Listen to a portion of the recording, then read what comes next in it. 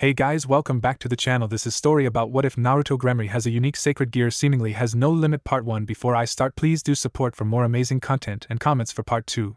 Do consider to subscribe my channel and share my video to your friends and check out the description as well. Let's start the video. A luscious, green forest spanned on for miles, with the occasional river twisting and turning under the trees. Large, thick branches sprouted from various trunks, and the sheer size of each wooden limb blocked out any hints of moonlight. Under the shadow of leaves and wood, a faint outline of a figure could be seen. It took in deep, shuddering breaths as its whole body shook in desperation to take in more oxygen.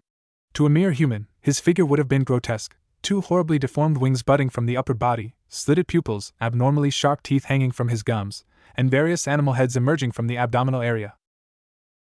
Yet for all his ghastly looks, bulging muscles, unbelievably high kill count, and the ability to fly, the monster seemed scared. No, scratch that, it was absolutely terrified. Snap. He whirled around, still greedily sucking in air, and a horrified expression made its way onto his face. Where are you? He shouted, looking around and turning his head for any sign of him. It took all of his courage to even get that out of his throat.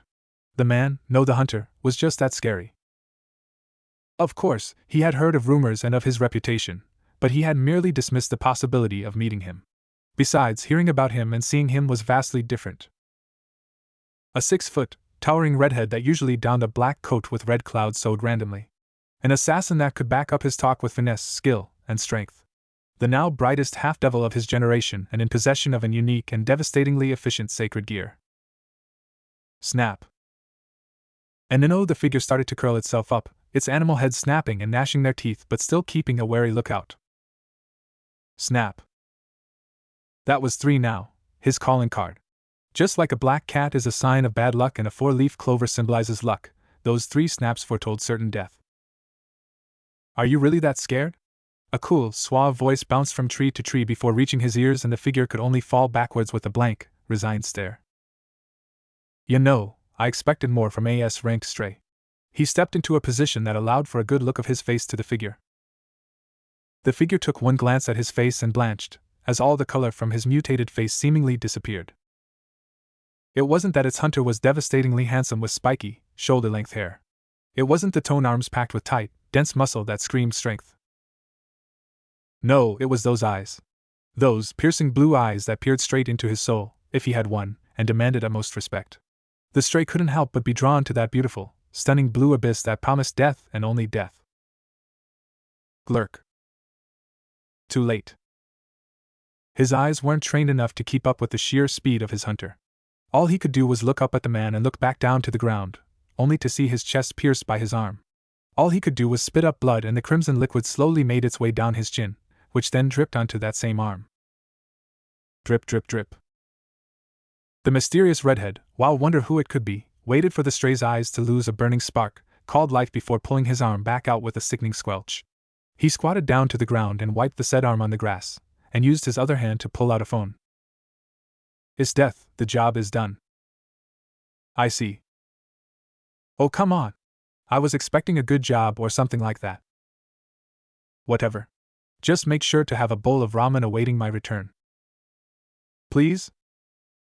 Beep, beep, beep, beep. He turned off his phone and proceeded to get up from the ground. While stretching his legs out, he placed the device on his arm and it vanished with a poof.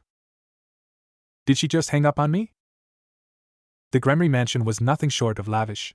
There were carefully trimmed hedges near the front of the entrance, along with a multitude of spurting fountains. If one went to the back of the mansion, they would see a circular fountain with even more land branching out behind the said fountain. Further on, there were huge mountains that continually astounded passing devils with its massive size. On the smooth roads leading to the Gremmory mansion, a carriage could be seen, its wheels silent as it seemingly glided towards its destination. Inside the carriage was none other than Naruto Uzumaki, soon to be known as Naruto Gremmory. He was dressed in new, casual clothes, which was odd, as he had been living in poverty all his life. His normal fit consisted of tattered rags and plastic bags. Luckily for him, this Grafia insisted that he be all cleaned up for the Gremmory family.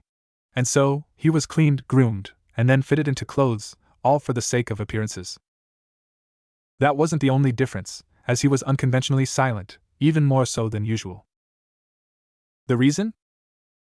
He had been informed that he was the son of Xiaticus, and a meeting had been arranged between him and Xiaticus and Venolana Grermory, the parents of the Mao, Sirorg Lucifer. Next to him was the supposedly strongest queen of the underworld, Grafia Lucifuge, wife to the said Mao. If her majestic, goddess-like looks weren't enough to make him nervous, her strict and stoic personality was enough to make him wet his pants. Thankfully, he had control over his bladder, but it didn't take anything away from the tension of meeting his family. Family? The word tasted so strange in Naruto's mouth. As a boy growing up in the streets, he hardly knew what family meant. He was deprived of the bare essentials that only bonds could give him: love.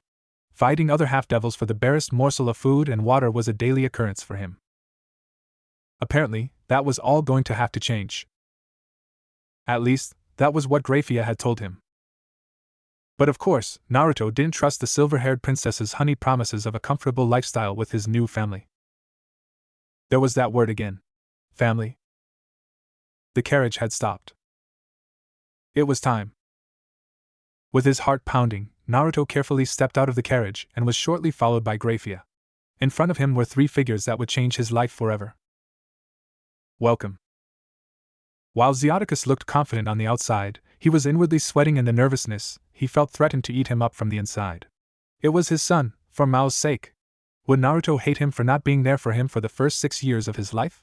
Once Xiaticus laid his eyes upon his son, all thoughts vanished, and only one thought ran across his mind: he has my hair. Hearing the greeting, Naruto looked up and saw them. His new family. He was going to have to get used to saying that word. While Naruto didn't respond immediately, he took this chance to look over these figures. Xiaticus, his father, had taken the appearance of a middle-aged, handsome-looking man.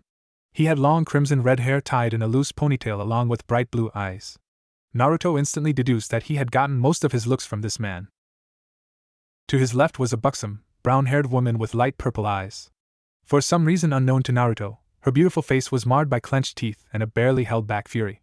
While Naruto could sense some sort of parental care and love from Xiaticus, he only felt enmity radiating from this woman. Yup, that definitely wasn't his mother.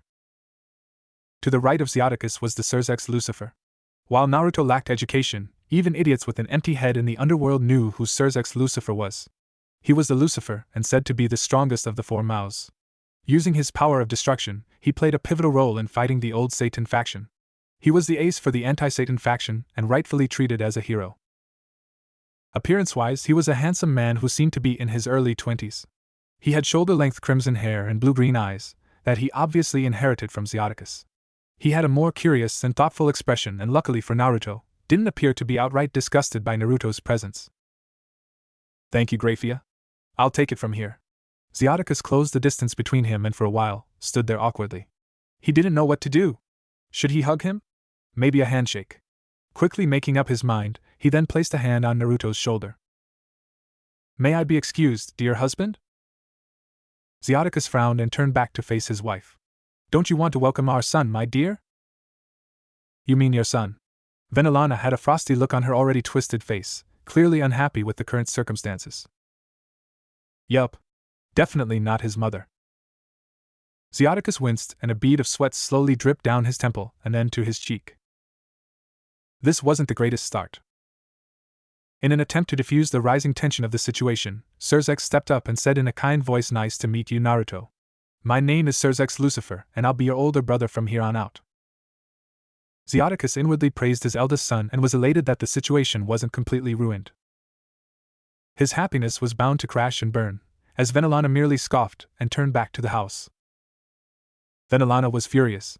She was never on board with the idea of raising a child that wasn't even hers. To make it worse, it was her child. Kushina Uzumaki, a red-haired harlot that nearly stole away Xiaticus from her. Kushina wasn't some weakling either. She was a woman that could back up her talk and then some. She was exceptionally strong for a human, and her sacred gear, Chain Jail, made her as strong as Venolina. Her sacred gear was capable of restraining the most ferocious yokai, and there were rumors of Kushina being able to restrain even Yasaka. Her stunning crimson hair and beautiful, purple eyes didn't help either.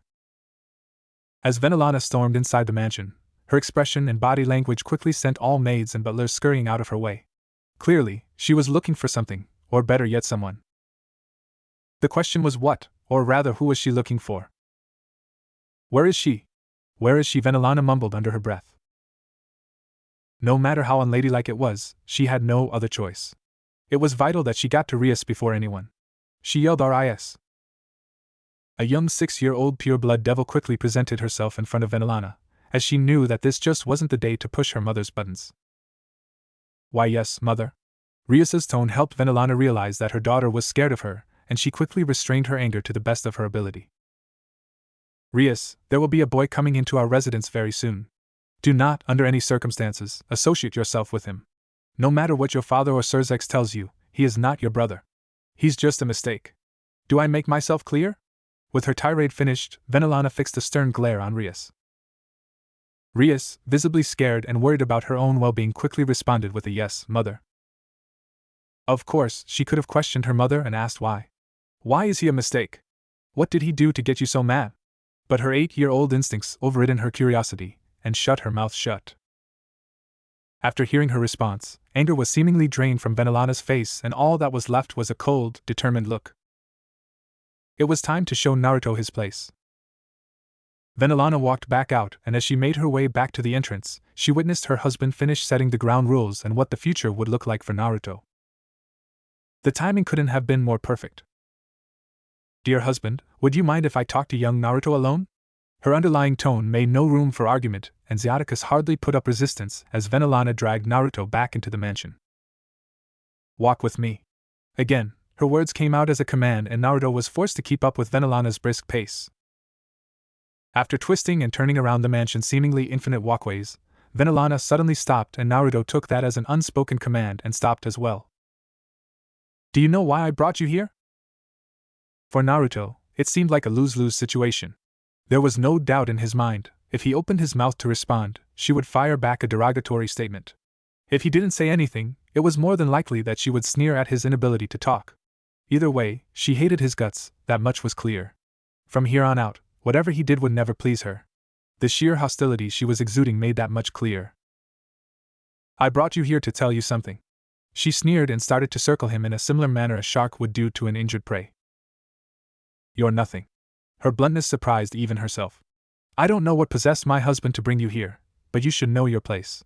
You're just a mistake. A mistake. She carefully observed his face to make sure her words had been understood. After her brief analysis, and with her speech finished, she turned around and left, intending to meet up with her husband and son. A mistake. That's what she called him. A mistake. Did that mean he was one? Naruto mused as he blindly followed Venolana back to Sirorg and Xiaticus. TCH. Not a chance in hell. No one told Naruto what he was. He was Naruto fucking Uzumaki, and he'd rather kill himself than listen to that poor excuse of a woman. No, he'd break through every obstacle she set in front of him and ask for more. No, Naruto wouldn't settle for being a mistake. Naruto was going to rise past all these so-called pure-blood devils and show them what he was capable of. Once he was stronger than everyone, he would march back to his home, find Venolana, and ask if he turned out to be a mistake. Yes. That sounded wonderful. But first, he was hungry. He just had to find out if they made ramen here. Time skip 2 years later. Naruto was now 8 years old, and remarkably fit for his age. The days of being a malnourished thief were behind him, as he could now pass off as a good-looking, well-mannered high-class devil. Even though Naruto was missing for the first 6 years of his life, Xiaticus pulled some strings and arranged for Naruto to receive his peerage set at the age of 10, just like everyone else. When Venolana had heard of this news, she was an inch away from blasting both her husband and Naruto and dismantling their atoms until they were nothing. For once in his life, Naruto was truly grateful for Grafia stepping in and calming Venolana down. After that incident, Naruto truly realized how outclassed he was in the grand scheme of things. To Venolana, he was a mere annoyance. To gods and goddesses, he would be nothing more than an ant. A normal person would be scared shitless after a near-death experience. Naruto was not normal by any means. Instead of fear, he felt excitement and curiosity. Excitement because he wanted to test the limits of his powers. Curiosity because he wondered how he would reach that level without a powerful bloodline like that. But again, Naruto was only motivated by these events.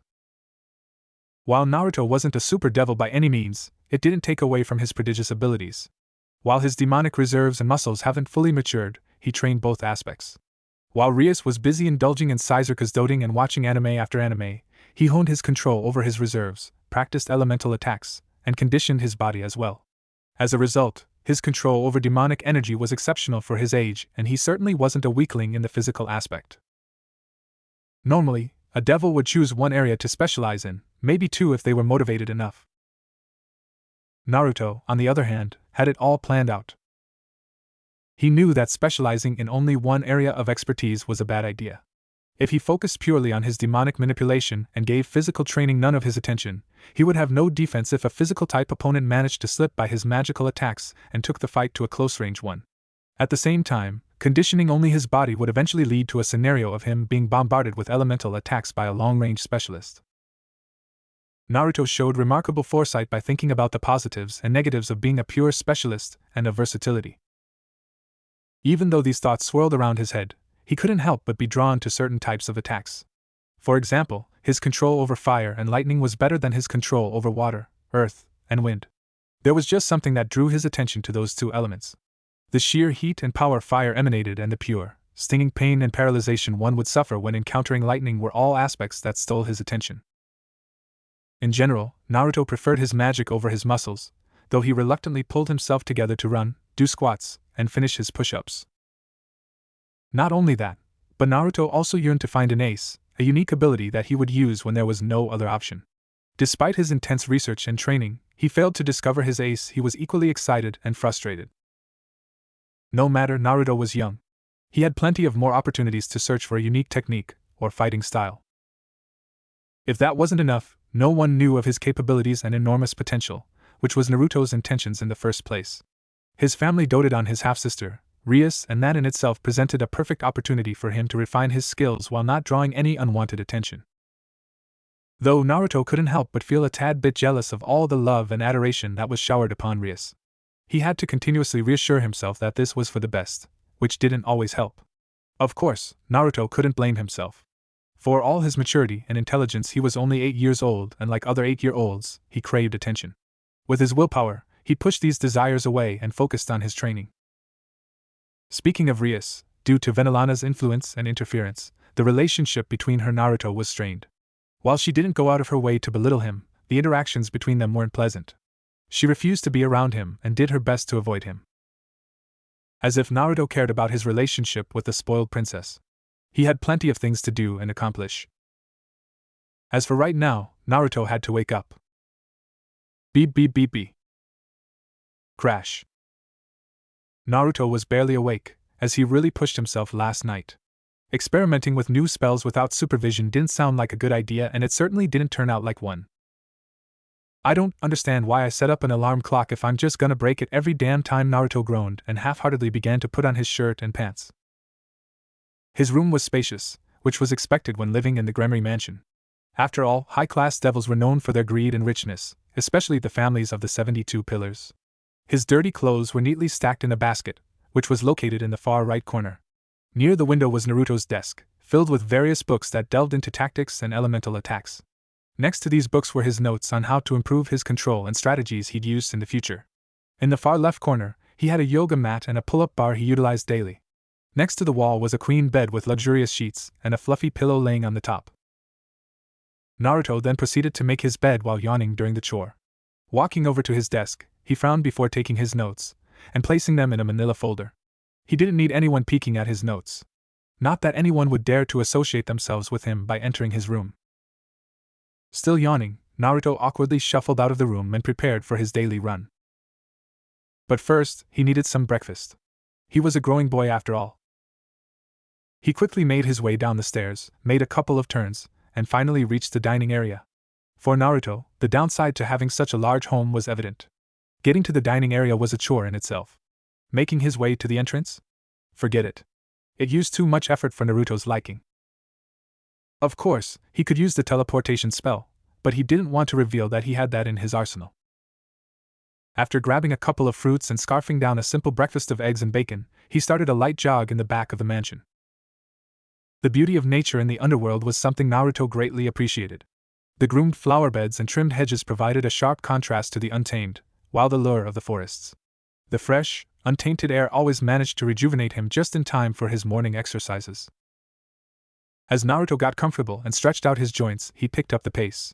Running was something he enjoyed, even though he'd much rather stay in his bed and relish the warmth and comfort. Feeling the air rush past his face is an experience that Naruto never gets tired of. The feeling of his responsibilities floating away every time his foot pounds into the ground.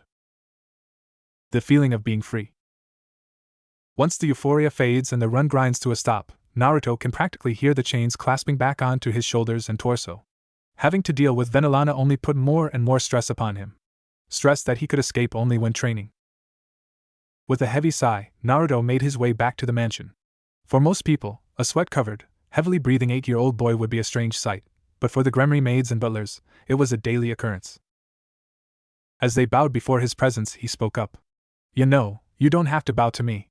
I haven't done anything to earn your respect. Besides, I'm not that kind of person." Before the maids could respond, he put on a burst of speed and quickly ran up the stairs, escaping to the solitude of his room yet again. Naruto emerged from the shower with his hair damp and a towel around his neck. Standing at an impressive height, for an 8-year-old of 4 foot 6 inches, Naruto had a toned body as well. While he didn't quite have a six-pack, he still packed some muscle. With his piercing blue eyes and spiky red hair, Naruto certainly wasn't ugly either.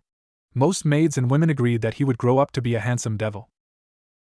He quickly changed into dark blue sweatpants and a crisp, white t-shirt.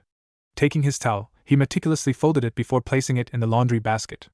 After taking care of his hygiene, he sat down at his desk once more, opened a book about lightning manipulation, and turned the pages. 2 hours later, Naruto was fully immersed in this book. It stated a couple of key points that Naruto quickly noted. He was fascinated with the possibilities of lightning application and wondered if he could combine his physical aspects with lightning manipulation. Crap. He realized it was 2 o'clock and faintly recalled that he would be having a guest over. He closed the book shut, put away his notes, and made his way to the dining area. As he walked down the stairs, he explored the possibilities of this opportunity. He did remember that this guest was his age and briefly pondered if he could befriend this new guest. But he had to meet this guest first. He quickly shut off his thoughts for the time being and focused on making his way to the dining area. "And this is my son, Sirorg Bale." Naruto heard a feminine voice that was clearly not Venolina's or any other females he was familiar with. "I am honored to meet you, Lord Grermory and Lady Grermory." This seemingly monotone voice that most likely belonged to this Sirorg Bale echoed in the unnecessarily large dining area. Naruto broke into a light jog and burst into the meeting. "And there he is! My son, Naruto Grermory." Zyatticus boomed, visibly pleased, and relieved that Naruto made it on time. "Yo. Am I late?" Naruto spoke in a nonchalant tone. "You're just on time." Naruto could recognize that voice from anywhere. Venolana Grermory. He turned his gaze to his stepmother, and witnessed the visibly restrained rage and disgust on her face. Internally, Naruto scoffed. He never really understood her hate towards him. Sure, he was a half-devil, but so were the reincarnated devils, and they were never on the receiving end of this special anger. As far as he knew, he didn't kill anyone important to her, and his manners weren't the worst. Okay, maybe his manners were pretty bad, but they didn't warrant this kind of hate. Naruto was interrupted in his impromptu musing as his father asked, "Why don't you entertain young Sirorg?" "Sure." Naruto waved to the boy, trying to appear as amiable as possible. "Follow me." Sirorg turned to his mother, and she smiled back at him. "Go on. I'm sure hanging out with people your age is better than talking with us." "Of course, mother." He bowed and stiffly walked over to Naruto's side. Naruto took that as the signal and started walking to his room. Right, this is an opportunity to make allies. If I manage to befriend him, I'll have someone to help my ambitions in the future. Naruto scratched his cheek and wondered how to start this conversation. "So, you have any hobbies?" "Training," was his curt reply. He's even worse than me at this friend-making thing. Naruto internally sweat dropped and started to brainstorm other ways to get him to open up. Luckily, they both reached his room. Naruto opened the door and let Sirorg in. He robotically walked in and Naruto took that time to observe his guest. There was no doubt in Naruto's mind that Sirorg was more of a physical fighter type, and this was confirmed when he walked over to Naruto's pull-up bar and started one-handed pull-ups. "So, you're part of the Bale clan," was Naruto's awkward way of trying to start a conversation. Unfortunately for Naruto, this comment seemed to offend Sirorg, as he tightened his facial muscles and continued his exercises with even more vigor. While Naruto did indeed notice these changes, he was inept to social skills and only poked the sleeping bear even more by asking, "You guys got the destruction power thingy, right?" Sirorg, in a show of strength, nearly pulled the bar out of the wall and jumped down to the ground. "I fucked up, didn't I?" Naruto's sweat dropped again. "Is that your way of mocking me?" Sirorg whirled around with a near murderous look in his eyes. "Eh? Don't act all innocent. You know that I don't have the destruction power thingy. So I'll ask one more time, are you mocking me?" With each word he spat out his throat, Sirorg's tone grew more dangerous and the volume got louder and louder. Naruto knew his next words were important, so he carefully chose his words before speaking again. Unfortunately for him, he once again proved his inability to interact with others. "I'm sorry, but I think this is all a misunderstanding. Is it a problem that you don't possess the trademark of the Bale clan?" Sirorg's fists clenched hard and there was practically steam coming out of his ears. Naruto at least showed that his head wasn't completely empty, as he recognized the killer intent coming from Sirorg. While Naruto remained calm on the outside, he tensed his muscles and got ready for a physical response. In a deceptively calm voice, Sirorg growled, "You are mocking me." Naruto was now really worried. How did the situation spiral out of control? But before he could say anything, Sirorg rushed towards Naruto with his fists raised. Fast. Naruto barely avoided the bull rush as he rolled to the side. Sirorg didn't stop there, as he attempted an axe kick that again barely missed Naruto's head and instead crashed into the floor with a resounding crack. Naruto was really confused. What did he do? Why was Sirorg so mad? But this wasn't the time for that, as Sirorg unleashed a barrage of punches and kicks. Each strike was dangerously close to landing its mark, as Naruto evaded them and felt the wind behind each one. Naruto was doing well for the most part, but he made a fatal mistake. He underestimated Sirorg's strength. Ducking to dodge a roundhouse kick, Naruto then attempted to block his follow-up punch by putting his arms in an X formation. Kirk. My forearm is broken. Not only that, but my right arm, which was placed underneath the left in the block, also hurts too. What is his mom feeding this kid? Naruto internally panicked. No other choice then. I have to use magic, but I'll stick to the smaller scaled spells. I don't want to destroy my room. With a flick of his right wrist, four magic circles appeared behind him and from them, four thin, flickering dragons emerged. Idiot, with a linear attack like that, dodging it will be a joke. Sirorg scoffed and slowly sidestepped. He was wrong though, and the four lightning dragons quickly homed on to Sirorg. Latching onto his limbs, they burst into pure voltage and shocked him, paralyzing him for a good 2 seconds. Seeing that opportunity, Naruto rushed from his position and landed a powerful punch to his solar plexus. With Sirorg visibly winded, Naruto took the chance and started talking. Look, I really don't know about the situation and I can swear that I wasn't trying to be condescending or anything. Naruto stepped forward with his hands raised up. Naruto took that as a sign of non-aggression and continued. I understand that this is a personal and sensitive matter for you, but talking about it will make you feel better. Trust me. Naruto was about to try and convince him in another way, but Sirorg started to talk and Naruto sat down on the floor, making himself comfortable. As you know, the Bale clan is famous for its destructive powers, but I was born without it. As a result, I was shunned and my mother was exiled along with me. His teeth clenched and slammed his fist on the ground. He treated me like trash. He roared. He threw me out like I was nothing. What kind of world do we live in, if a father kicks out a son for something he had no control over? He softly uttered, and at this point, tears were freely streaming down Sirorg's face. The room was silent, and all that could be heard was drip drip. For once in his life, Naruto could relate to another person. He knew exactly what to say. You know, I lived in pretty bad conditions for the first 6 years of my life. I didn't know my parents, and I had to fight other devils for food and water. Naruto shook his head, took a deep breath, and continued. After a couple of beatings, I was ready to take my life. But there was just something so vulgar about the action I was about to commit. He shakily breathed in, his eyes glazed as he relived painful memories. I hated myself for that. I couldn't believe that I was going to take my life just because I got beat up a couple of times. But it was so hard to keep on going, to keep on fighting. So instead, I made a blood oath to myself, that I would never ever give up and I would never go back on my word. Naruto raised his head up, determination and pride shining in his eyes.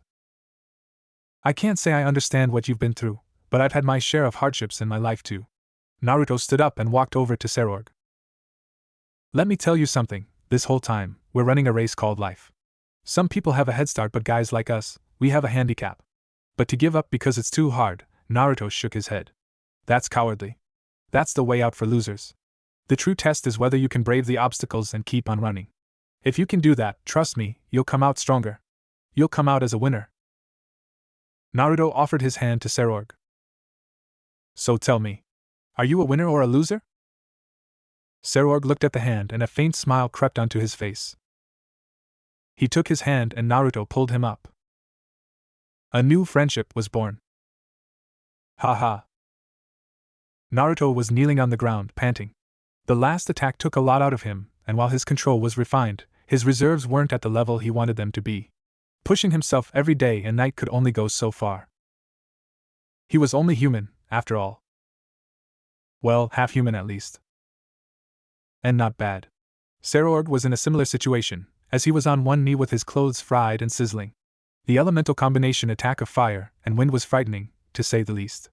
With Naruto summoning a large magic circle and a colossal wave of flames shooting out of it, the attack was widespread and thus, something Sirorg couldn't avoid.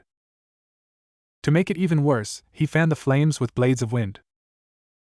At this point, it was safe to say that the friendship between Sirorg and Naruto was blooming.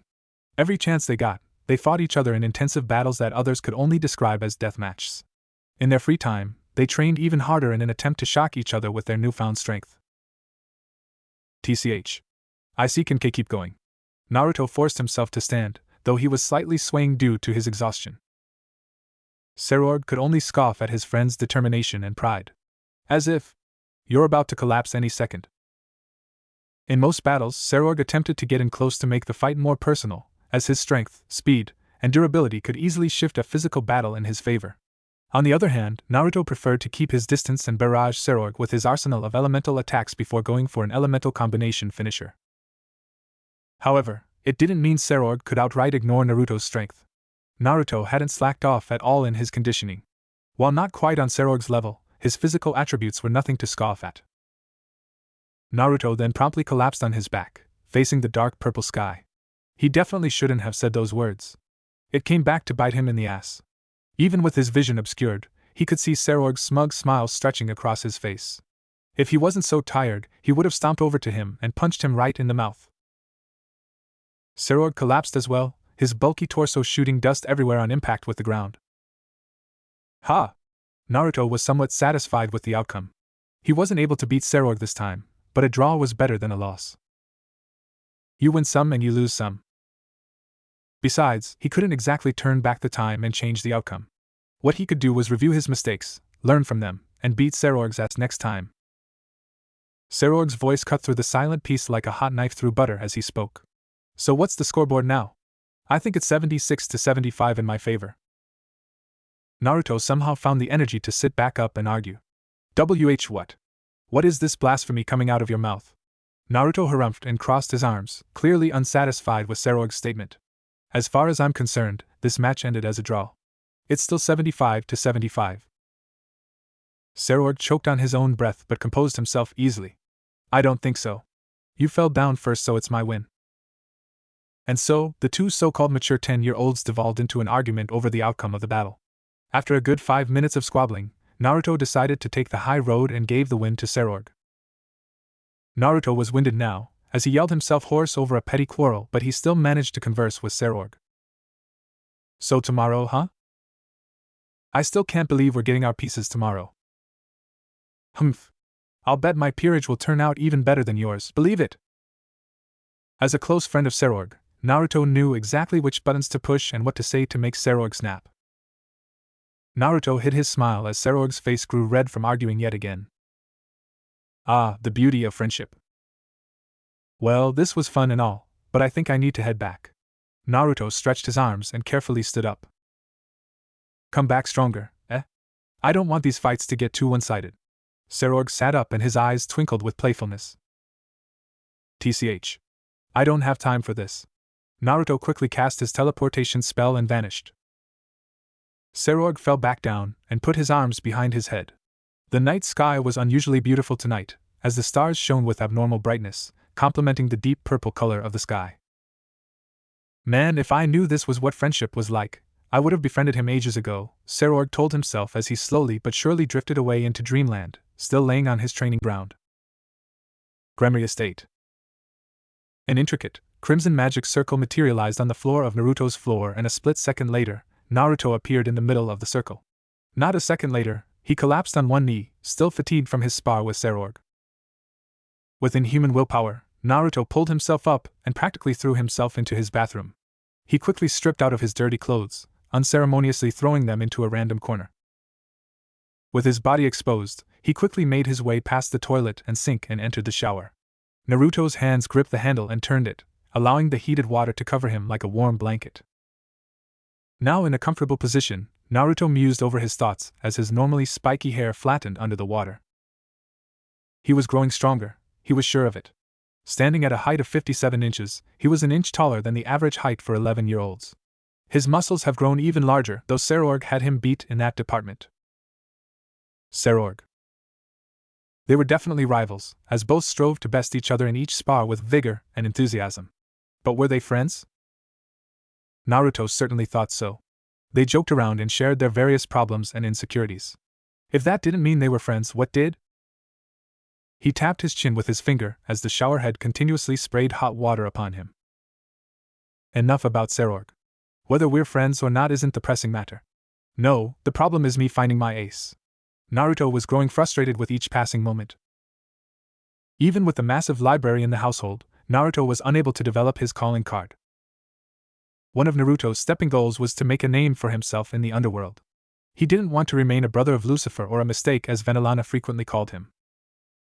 Not that he cared what Venolana thought about him. Like Sirorg, who gained the name of Crimson-Haired Prince of Destruction, Naruto desperately wanted a moniker of his own. He obviously couldn't give himself a nickname. He needed others to witness his power and spread the news of his power. From there on, people would give him a title he'd be known by. But he couldn't do that without something special. Something that would absolutely stun every. Naruto snapped out of his thoughts and looked up at his hands. His hair was already soaked, along with the rest of his body. Naruto slowly smiled and then chuckled in a low voice. He had gotten really good at that, letting his mind wander while his body would take care of the more menial tasks. It saved so much time and let him research all about his elemental attacks and the endless possibilities of applying them to. Naruto chuckled again. There he went again, all lost in his thoughts. Deciding to speed all this up, Naruto quickly scrubbed himself clean and rinsed himself with the water. The handle soundlessly turned to the right, and the water flow ceased. With droplets of water rolling off his slim yet muscled body, Naruto stepped out of the shower and dried himself. Click. The lights went off and Naruto stepped out of the bathroom. It was nearly 11 p.m., and he could only sigh in disappointment. He just had to get all caught up with Sirorg, and now he'd have to sacrifice precious hours of sleep.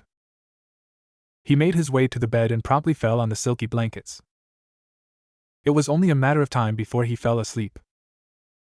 As Naruto's vision darkened, he faintly heard an ominous voice in his head. Soon. Soon. Soon. Soon. Soon. With these words chanted in an almost ritualistic manner, Naruto tried waking himself back up, but his own body succumbed, as it had been pushed beyond the natural limits. Soon. Light faintly streamed through the room's single circular window. The blinds tried blocking it to let Naruto rest in his peaceful slumber, but it was a futile attempt. The rays of luminescence struck the young devil's eyelids and Naruto was forced to wake up. Naruto mumbled under his breath, visibly confused for some reason. I actually woke up before the alarm clock. To avoid any unnecessary noise and pain, he quickly made his way to the clock. In big, red numbers, they read 6 o'clock. Glancing at it for a second, Naruto made sure to hit snooze. He then looked down at his hands, feeling a brief rush of adrenaline, despite the strenuous workout he participated in yesterday. Am I really this nervous? He quickly clenched his hands in an attempt to strengthen his resolve. Besides, I have other things to worry about, like that voice in my head last night. Just what the hell was that? Pushing aside his worries, for now, Naruto quickly freshened himself and found himself sitting at his desk, looking over his notes, again. He just couldn't help himself. He was so close to using the element lightning for his fighting style. He had an incomplete version of this new mode and theoretically, it would enhance his speed and reflexes. With it, he would be able to match Sirorg's speed and possibly exceed it. Unfortunately for Naruto, the technique presented problems on its own. As it involved shrouding his entire body with pure voltage, the danger of permanently damaging his nerves was present. His 10-year-old body just wasn't ready for that. It didn't stop Naruto, as he attempted to prepare his body by continuously shocking himself with low amounts of voltage. It didn't stop there, as the danger isn't the only problem. Even if Naruto had a body sturdy enough to handle and contain the lightning, it would take around 30 seconds to prepare the magical circles and fire lightning out of them. After sparring with Sirorg more than a couple of times, Naruto realized that 30 seconds was much longer than you'd think it'd be in the heat of a battle. Well, one step at a time. He'd have to be able to hold the lightning in the first place. Small magic circles appeared on the ceiling and shot thin streaks of lightning at Naruto. Multiple sparks of voltage crackled and popped before fizzling out in the air. Still sitting on his chair, Naruto convulsed and writhed in pain, before slamming his hand, dissipating the magic circles and lightning. Fucking shit. Naruto panted and paused to catch his breath. Few stray sparks danced around his body as he continued to suck up air. Even though the pain was unbearable, he continued. Lightning crackled as Naruto suffered and agonized silently. It was time. Thankfully, Naruto was observant enough to change out of his blackened clothes into new ones. Still, no matter how much cologne he sprayed upon himself, the smell of ozone lingered around him. He ditched the cologne idea and showered after taking a sniff and getting a dizzying scent of confusion. Now, dressed in black slacks, a crisp, white, button-down shirt, and a pair of black dress shoes, Naruto cast the teleportation spell. Normally, he would don sweatpants, a t-shirt, and sneakers, but he knew Grafia would flay him alive if he dressed like that and appeared in front of the Ajuka Beelzebub. Naruto! Sirorg tried to smile and greet him in a friendly tone. Exciting day, isn't it? How are you feeling? Sirorg wanted to like Naruto. He really did. But there was just something about the boy that set off his instincts. And his instincts were never wrong. Naruto nodded. I'm fine. Sirorg could only sweat drop at Naruto's short response. Shortly after, another magic circle appeared on the ground, with the Grimmory emblem. Standing inside was Rias Grermory. An admittedly beautiful girl with crimson hair but spoiled, nonetheless. As far as Naruto was concerned, she never trained her body or magic unless forced to by her parents. Anime marathons, presents from her older brother, and Japanese culture were the only things that made up Rias's lifestyle. In Naruto's book, she was a failure. A girl that took advantage of her family's wealth and never pushed her limits. Of course, in reality, she was viewed as the beloved princess of the Grimmory clan. Bullshit. Rias! Sirorg was noticeably happier and much more enthusiastic with his greeting, as he crushed his sister with a hug and squeezed the life out of her. She can't breathe. Rias choked and pounded on her brother's back with all her might. Rias, my cute little sister, are you okay? Where's your boo-boos? Don't worry, your brother will kiss them and make the pain go away. Sirorg, now panicked, was a second away from calling a medic. I'm fine. Rias dusted herself off and blushed in embarrassment. Honestly, do you have to act this way all the time? She crossed her arms and tapped her foot. Sirorg whined. But Ria. Are we going to leave, or what? Naruto interrupted. I don't know about her, but I'd like to receive my peerage set as soon as possible. Both Sirorg and Rias were both slightly shocked by Naruto's slight impatience. Normally, he was much more reserved and quiet. Sirorg coughed. Right. Well, let's hop in the carriage and get moving. All three siblings climbed in the awaiting vehicle and found that there was much more room than needed, at least, that was the case for Naruto. Once inside and settled, Naruto asked why can't we just teleport to Ajuka, Sirorg? Well, my cute little brother, it's often considered rude to just pop into other people's houses. Sirorg chided while wagging his finger. But isn't he a friend of yours? Do formalities matter that much when you're at that stage of friendship? Naruto countered. True, but why would I squander an opportunity to showcase my dear siblings? Both Rias and Naruto sweat dropped at the stupidity of that statement. He could showcase them without the use of the carriage. Besides, what did he mean by showcase? Naruto certainly didn't like the idea of being a trophy to show off. Well, there was no point in arguing with Sirorg now. For a Siscon, He was really stubborn when he put his mind to it. While Sirorg continued to bother Rias by asking her to play with him, Naruto closed out all the background noises and sunk into his thoughts. Though he didn't show it on the outside, his lightning problem was really starting to irk him. Naruto thought and thought and thought, and before he knew it, they had arrived. Naruto! Naruto! For Mao's sake, what? Naruto snapped irritably. Sirorg had a hurt expression on his face. I was just letting you know that we arrived. Are you okay? You were spacing out there. Okay, maybe he was a little too harsh there. I'm fine, Naruto muttered. Sorry for yelling at you. Sirorg's expression shifted faster than Naruto could yell ramen. Oh, my cute little brother apologized. Is he warming up to me? Sirorg squealed in a high tone that didn't suit him at all. Naruto's eyes twitched as he held in the urge to facepalm.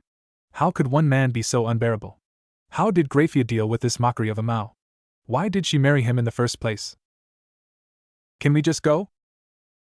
Sirorg pouted, which was something Naruto hoped to never see again. It just didn't look right on his older brother.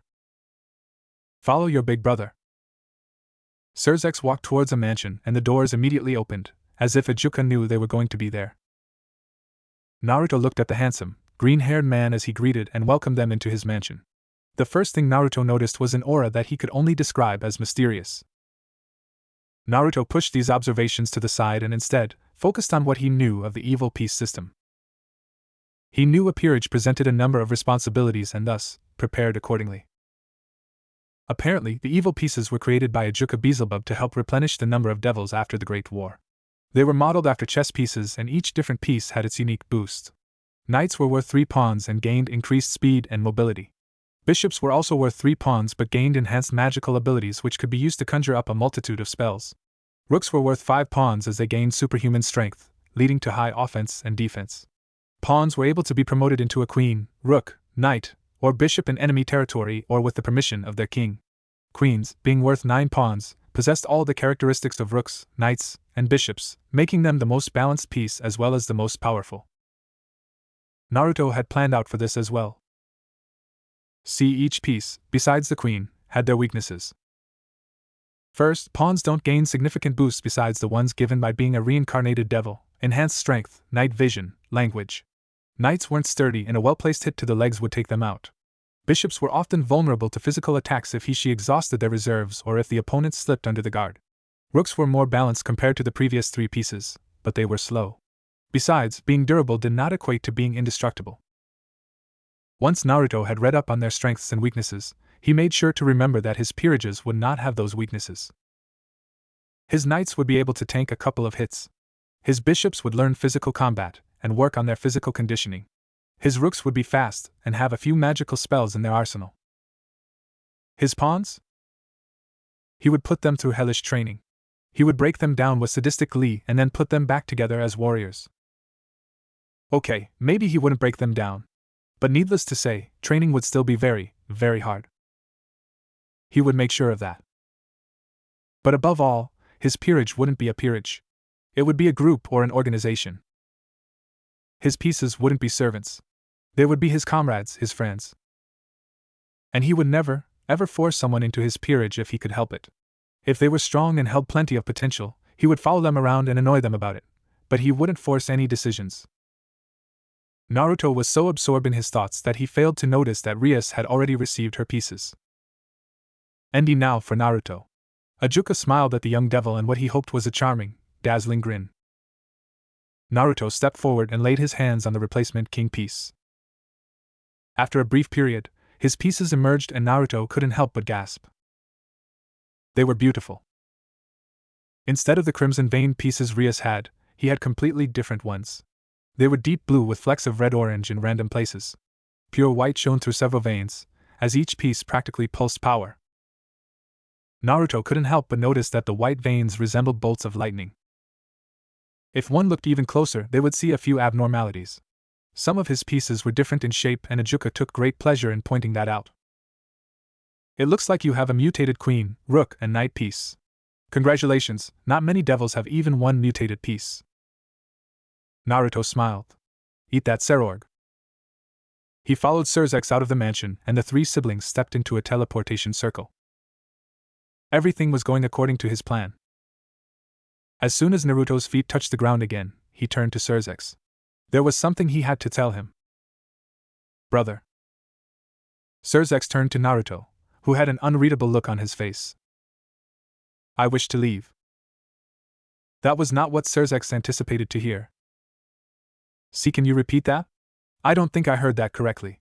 Just to make sure, he dug a finger into his ear to remove any excess wax, an action that greatly disgusted Naruto. I'm leaving, Naruto announced. I've been planning this for months, so you can't stop or talk me out of this. With or without your permission, I'm leaving. Sirorg gaped at what Naruto was saying.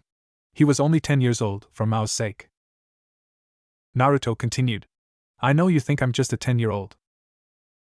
How did Naruto know what he was thinking about?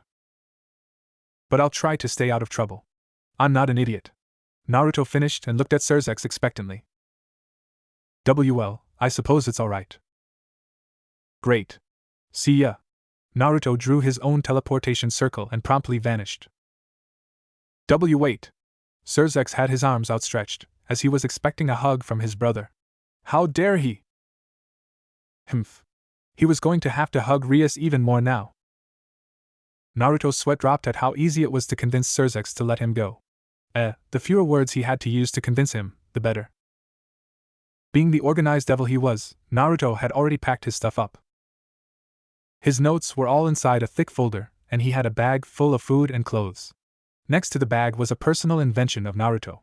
He had made a crude device that would point to a direction that emanated the most magical energy, whether it was yokai, holy, or demonic. He stuffed his folder into the bag before slipping his arms into the straps. He grabbed his device and quickly made another teleportation circle. He had one last stop. Thunderous cracks echoed in the training ground. Sirorg was, of course, training. There was no way he could let his blasted rival get stronger than him. Speaking of said rival, Naruto appeared in a magic circle with a backpack on his back. Sirorg grinned. Naruto. Trying to spy on my moves? Naruto ignored his verbal jab and stated, I'm leaving. Sirorg's good-natured smile fell off his face upon hearing those words. He was leaving. Sirorg had so many questions to ask but couldn't get any words out of his mouth. Naruto continued his reasoning. To search for my peerage members, I'm afraid I'm going to have to leave the underworld. My gut is telling me that I'll find my members there. Besides, I want to explore places. I want to see something other than the purple sky and greenery. I want to be free. Sirorg recovered from his shock and shook his head.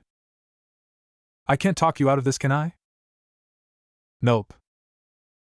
Then let me tell you something. A smile crept back onto Sirorg's face. You better keep up your training. After all, it'd be super lame if my rival became a weakling. Naruto faintly smiled and extended his arm for a handshake. The same goes for you.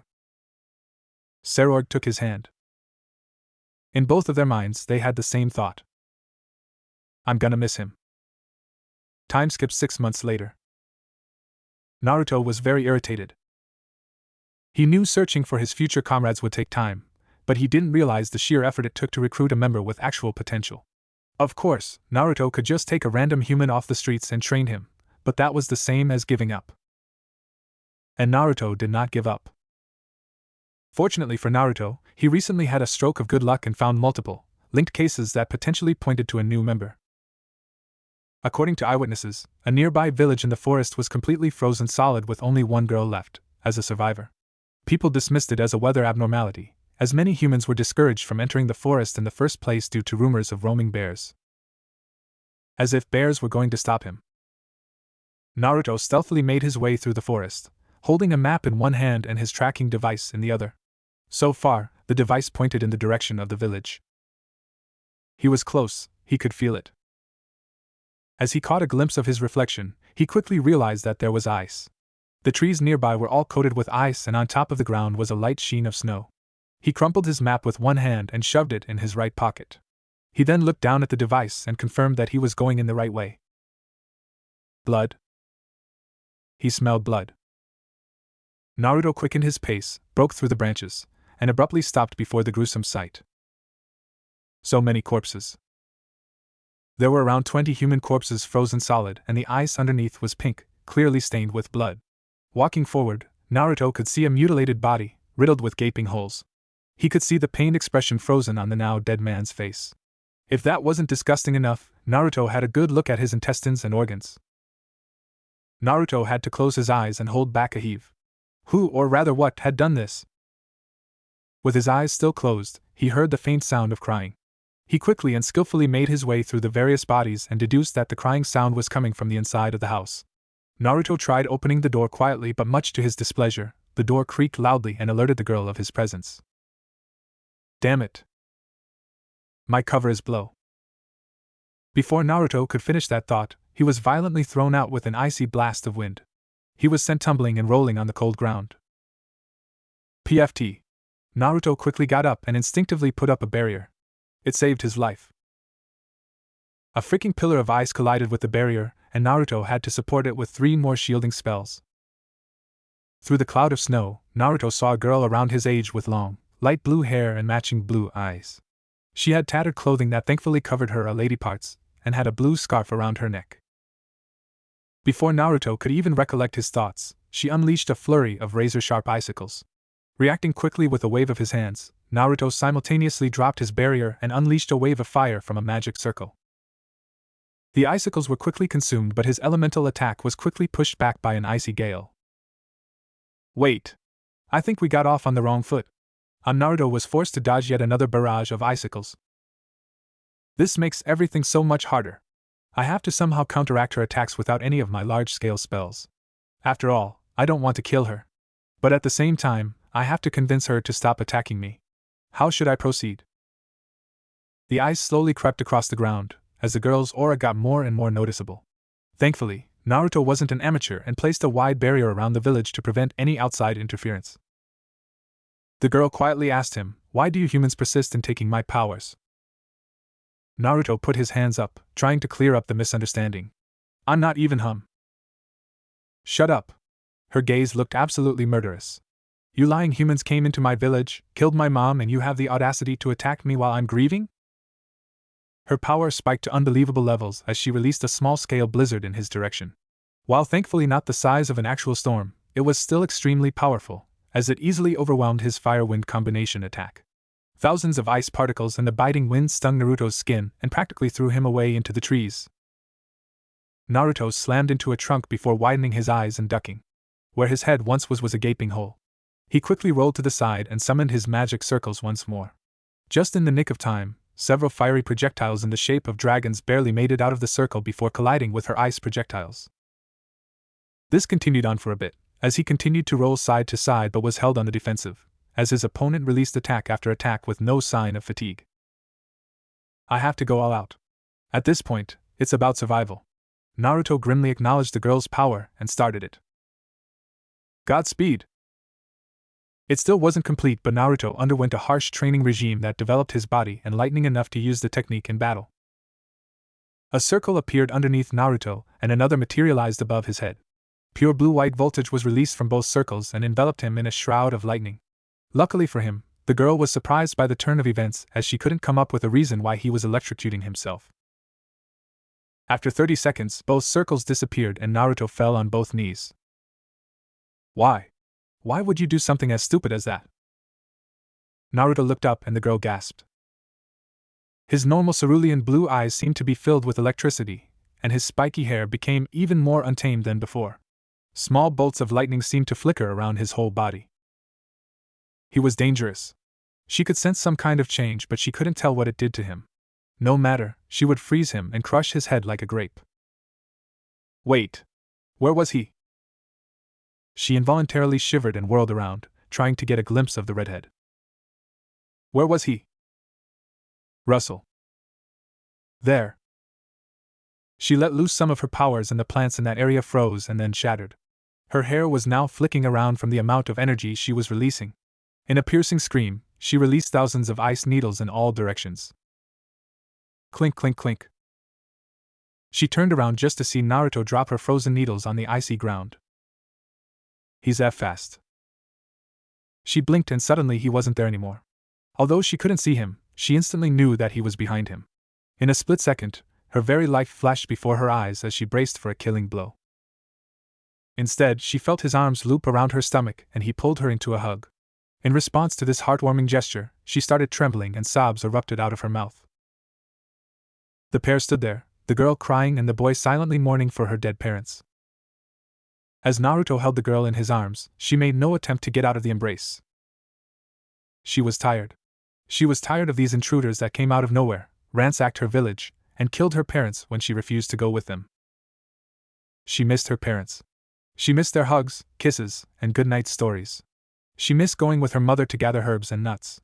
She missed her study sessions with her father, which always ended with a good-natured smooch on her head. She missed love. So when her opponent, in a surprising turn of events, hugged her, her will broke down. Despite her ruthless, inhuman attacks she unleashed upon the trespassers, she was still a 10-year-old. A 10-year that craved warmth. "Let's go somewhere else and talk." A soft, warm voice reached her ears, and despite her initial aggressive reaction, she steadily agreed. Besides, she was cold, hungry, and sleepy. She didn't think she would last very long without a long, hot shower. Not to mention the smell of the dead bodies. So without any resistance, she let the boy pull her around and watched as he cast a red circle on the snow-covered ground. Before she could change her mind or even let out even a squeak, they vanished. The girl let out an eep as they reappeared in what she thought was his home. It looked spacious enough, with a queen bed pressed up against the middle of the left wall. Gray curtains fully covered the windows, not letting a single ray of light in. Not that it was needed, as the 2 lamps on the sides of the bed, and a mini chandelier more than made up for the lack of natural luminescence. "Well, the bathroom is on the right corner, near the windows. I'll be right back with fresh clothes, so just make yourself comfortable. We'll talk when I get back." Naruto gave her what he thought was a reassuring pat on the back and stepped back to cast his spell. Wait. Naruto stopped his spell and looked up expectantly. "What's your name?" "Naruto. Naruto Uzumaki." He disappeared, leaving the girl to mull over her thoughts and newly acquired knowledge. "Naruto Uzumaki, that's a nice name. Wait, doesn't it mean fish cake?" Naruto was never doing that again. Shopping for girls' clothes was so humiliating and just a morbid experience in general. Just enduring the gaping, disgusted looks from the passing shoppers as they all heard his requests was an unpleasant obstacle he had to go through. Some even had to gall to whisper and gossip to each other whether he was a molester. A molester? He was 10 years old for Mao's sake. Thankfully, a quick memory spell turned their attention to the products they were originally looking for. Although no spells in his arsenal could help him decide what kind of panties to buy. Ditching all attempts to think about what kind of clothes would suit her the best, Naruto blindly grabbed a stack of shirts, pants, shorts, and underwear, before using a memory spell to get the hell out of there. Once out of the shop, he quickly made his way to an alley, made sure no one was looking, and teleported back to his hotel room. Just to see a certain naked, blue-haired girl coming out of the bathroom. EP. After repeated attempts on his life, the girl finally calmed down and got dressed. Though she still sneaked a couple of glances to make sure he wasn't peeking. Naruto let out a sigh of relief once it seemed the girl wasn't going to be conjuring any ice spears. It was hard enough dodging the attacks and trying to explain the situation with a large stack of clothes in his hands. He was going to have to use a mind-altering spell to explain the various holes in the once unblemished, pristine white walls. "So, what's your name?" "Isdeath." The now identified Isdeath looked at him warily, and her eyes flashed with a hint of malice, daring him to try anything. "Alright, Isdeath. First off, I understand your caution and wariness around me. After all, it wouldn't make sense to trust anyone after your parents' death." Isdeath stiffened at the reminder of what she had lost but didn't lash out. "But I'm not going to hurt you. I know words don't mean much compared to actions, so if there's anything I could do to get you to trust them." Isdeath quickly interrupted him. "You said you wanted to talk to me. You've been nice enough to me so far, so I'll hear you out." Naruto smiled at that, but what she said next took his initial excitement away. "But once you finish, I'll be leaving immediately." Naruto kept his faint smile on his face as he tried his best to accommodate her with food and water. He walked over to his backpack, still speaking fair enough, "But why don't we talk over dinner?" At the mention of dinner, Isdeath's stomach grumbled and a slight blush made its way onto her porcelain white skin. Naruto chuckled at that and pulled out 2 apples and unwrapped a sandwich for her to eat. He made his way over to her and placed them next to her. She conveyed a silent thank you through her eyes and started munching on the fruit. Where to start? Naruto mused and then brightened up. Well, I'll explain what I am, but you have to promise you won't start throwing ice attacks at my face again. It's a touchy subject, to say the least. His death looked up, visibly confused, but agreed to his demands. The most important thing is that I'm a devil. As his death stiffened and readied her hands to resume her attacks, Naruto tried waving her down and quickly reassured her, it's not like I eat babies or sacrifice virgins. I'm relatively harmless. His death stared at him, remembering his wizard-like powers, and blinked. Point taken. But I didn't kill you when I had an opening. That has to count for something, right? Naruto looked at her hopefully, and silently begged her to not attack him. Thankfully, she didn't. He took that as a sign to continue. To understand why I'm here in the first place, I have to give you a history lesson. Naruto cleared his throat and looked up to make sure his death was paying some sort of attention. She was. Sort of. There are 3 factions that have been stuck in a 3-way deadlock: angels, fallen angels, and of course, the devils. My race, the devils, have 2 enemies, them being the angels and fallen angels. The fallen angels are angels that have fallen from grace and, unlike their former comrades, have black wings. Angels have white wings and have one mission: destroy the devils and the fallen. Well, they might have some other side mission of spreading God's word or something like that. His death focused on her food but kept an ear out for any useful information. In a war that took place years ago, both devils and the fallen took a steep decline in their respective populations. Well, so did the angels, but I'm pretty sure God can create more. Anyways, luckily for us, a genius known as Ajuka managed to come up with a system based on chess, known as the evil peace system. Even he doesn't know the full capabilities of it, as it's constantly evolving and mutating, but essentially, it allows us to reincarnate other beings as devils. She froze mid-bite into her sandwich. Was he going to force her into being a devil? Don't worry, I'm not going to force you into my peerage. I'm not that kind of person. Naruto smiled warmly at her, and she resumed eating her meal. For a young devil like me, I can participate in something known as raiding games and rise in terms of power, wealth, and fame. Though I'm not that kind of person. He mumbled the last words under his breath, but his death heard them. In the peerage system, there are various pieces: queen, knight, bishop, rook, and pawn, the queen being the strongest and the pawn being the weakest. Naruto quickly added, but that doesn't mean pawns are useless, nor does it mean queens are without weakness. With smart tactics and training, a single pawn can take down a queen. His death quickly interrupted, the sandwich long gone and impatient with the long lecture. That's great and all, but what does it have to do with me? Naruto blinked. He thought his talk about the peerage system made his intentions blatantly clear. My goal is to recruit you and have you join me as my queen, Naruto announced. He quickly focused his attention on her face, trying to gauge her reaction. Any questions? His death nodded slowly. I have 2 actually. First, why can't devils reproduce normally? Why is the peerage system necessary to repopulate the devil population? That's a good question. Devils actually have a really low fertility rate, so unlike humans, they require decades to even get a single child. Then it dawned on him. Wait a minute, you know? His death stared at him unflinchingly. What are you talking about? Like, did you get the talk? Is that really important? Anyways, Naruto cleared his throat. You said you had another question? His death fidgeted nervously before she asked earlier, you said you're not that kind of person. What did you mean by that? Naruto's face darkened and his death quickly deduced that she had reached a touchy subject. She quickly tried to retract her question, but Naruto gestured for her to stop.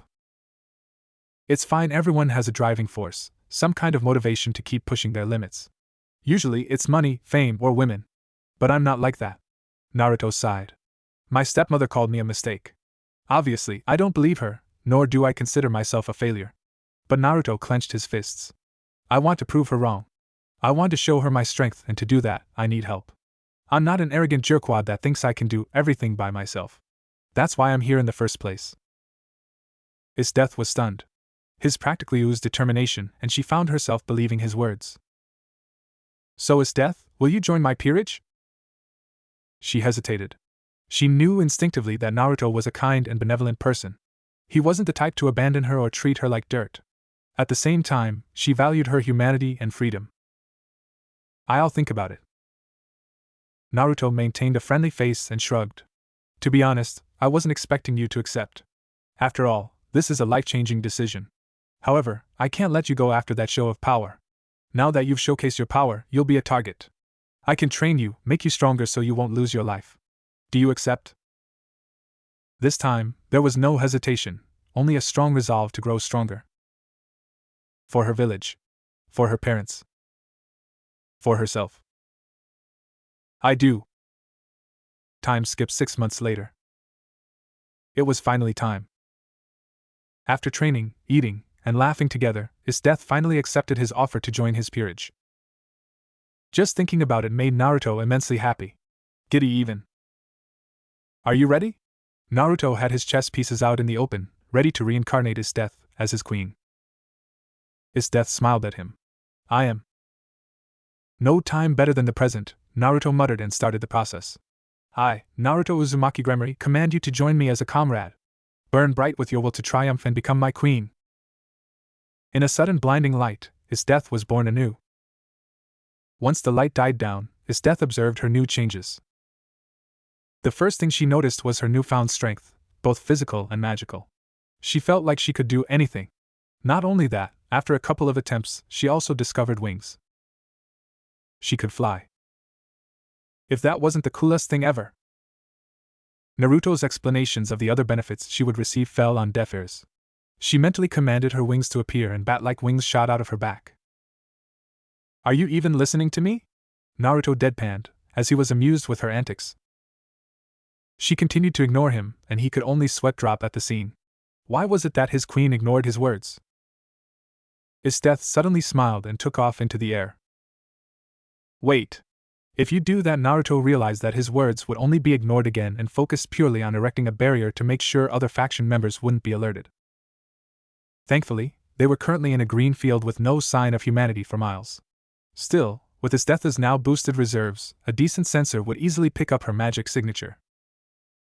With his shielding spell complete, Naruto quickly flew in pursuit of his newest member. His newest comrade. His friend. With his Death recovering from her impromptu test flight, Naruto sat down and meditated. It was something he picked up while traveling with his Death. While it didn't bolster his reserves or grant him powers, he greatly enjoyed the peace it created. Unfortunately for him, that same peace was soon disturbed. His eyes opened quickly. Naruto glanced over to his Death, who had a grim expression on her face. You felt it too? Yup. The two companions quickly took to flight again. They both felt a slight fluctuation in the natural order of the world. It was a barrier spell being set up. Whether it was a fellow devil or the accursed Grermory, it was in their best interest to investigate the situation. Though Naruto thought he had sensed the slightest amount of holy energy. If he wasn't in his meditative position, he never would have noticed it. Thankfully, being in a still position helped him concentrate on his surroundings. Wind furiously blew past their faces as air resistance didn't seem to exist against their furiously beating wings.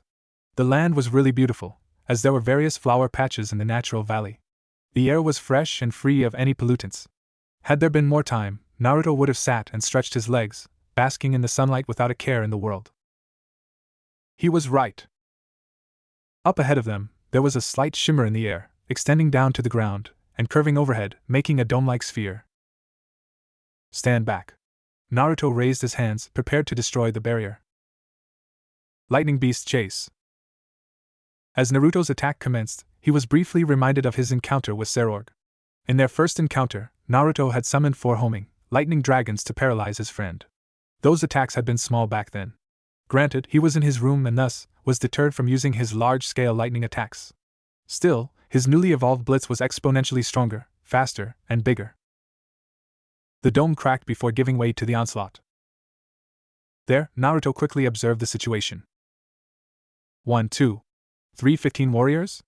I'm not entirely sure what they are, but they're dressed in priest-like clothes and armed with holy water and crosses. There's some kind of exorcist group. And who's the girl in the back? She has elongated fangs and I'm sensing some dark energy from her. She has to be a vampire, but at the same time that necklace of hers is radiating powerful energy. A sacred gear? But that means she's half vampire and half human. After all, only humans can wield sacred gears. As these thoughts ran through Naruto's mind, the exorcists quickly took note of his presence and drew their swords. Who are you and what are your intentions? Naruto shouted, all the while readying to activate Godspeed. After putting himself through hell, It was nearly complete. Now, it only required around 10 seconds to activate. While it may have been slight overkill to use this technique right from the start, he had no intention of underestimating his opponents. Who are we? A harsh guttural voice came from the group. You filthy devils may know as the Knight Templars. At the sound of that, Naruto gasped while his death looked over, confused. As for our intentions, a large man, possibly the leader of the group, stepped up. We intend to kill you for your transgressions against our lord. What transgressions? Existing. With that, Naruto quickly activated his circles and the electricity was hungrily absorbed by his body. His death pushed them back with an icy gale, and from the ground, vicious-looking ice spikes erupted, intending to impale the self-proclaimed Templars. 9-10. A quick burst of blue-white aura pushed both friend and foe back. Naruto's hair was no longer red, as the increasing amounts of voltage changed his appearance. No longer a redhead, his hair was seemingly transparent with blue flickers lining the sides of each strand. His veins, while still red, glowed ethereally from time to time. They're well-trained, Naruto noted. To avoid Estetha's attacks is no small feat, however. We'll see if they can match my speed. They couldn't. Voltage crackled all around them as Naruto seemingly disappeared and reappeared in front of the leader. With a mighty punch, the so-called leader was sent flying and tumbling to the ground. Supported by Estetha's icicles and spears, the rest of the soldiers were easy pickings. Naruto rushed from enemy to enemy, landing a barrage of punches and kicks that couldn't be avoided, never mind seen. The damper wasn't just sitting and twiddling her thumbs, as she displayed her inhuman strength. Punching one of the soldiers, with a sickening crack, his jaw snapped and, like his leader, was sent elsewhere. With the battle finished, Naruto and his death visibly relaxed, leaving a chance for the still-alive leader. Sword in hand, the man lunged for a cheap shot from Naruto's behind, seeing an opportunity to bring him down. Unbeknownst to him, Naruto sensed his ill intentions from a mile away.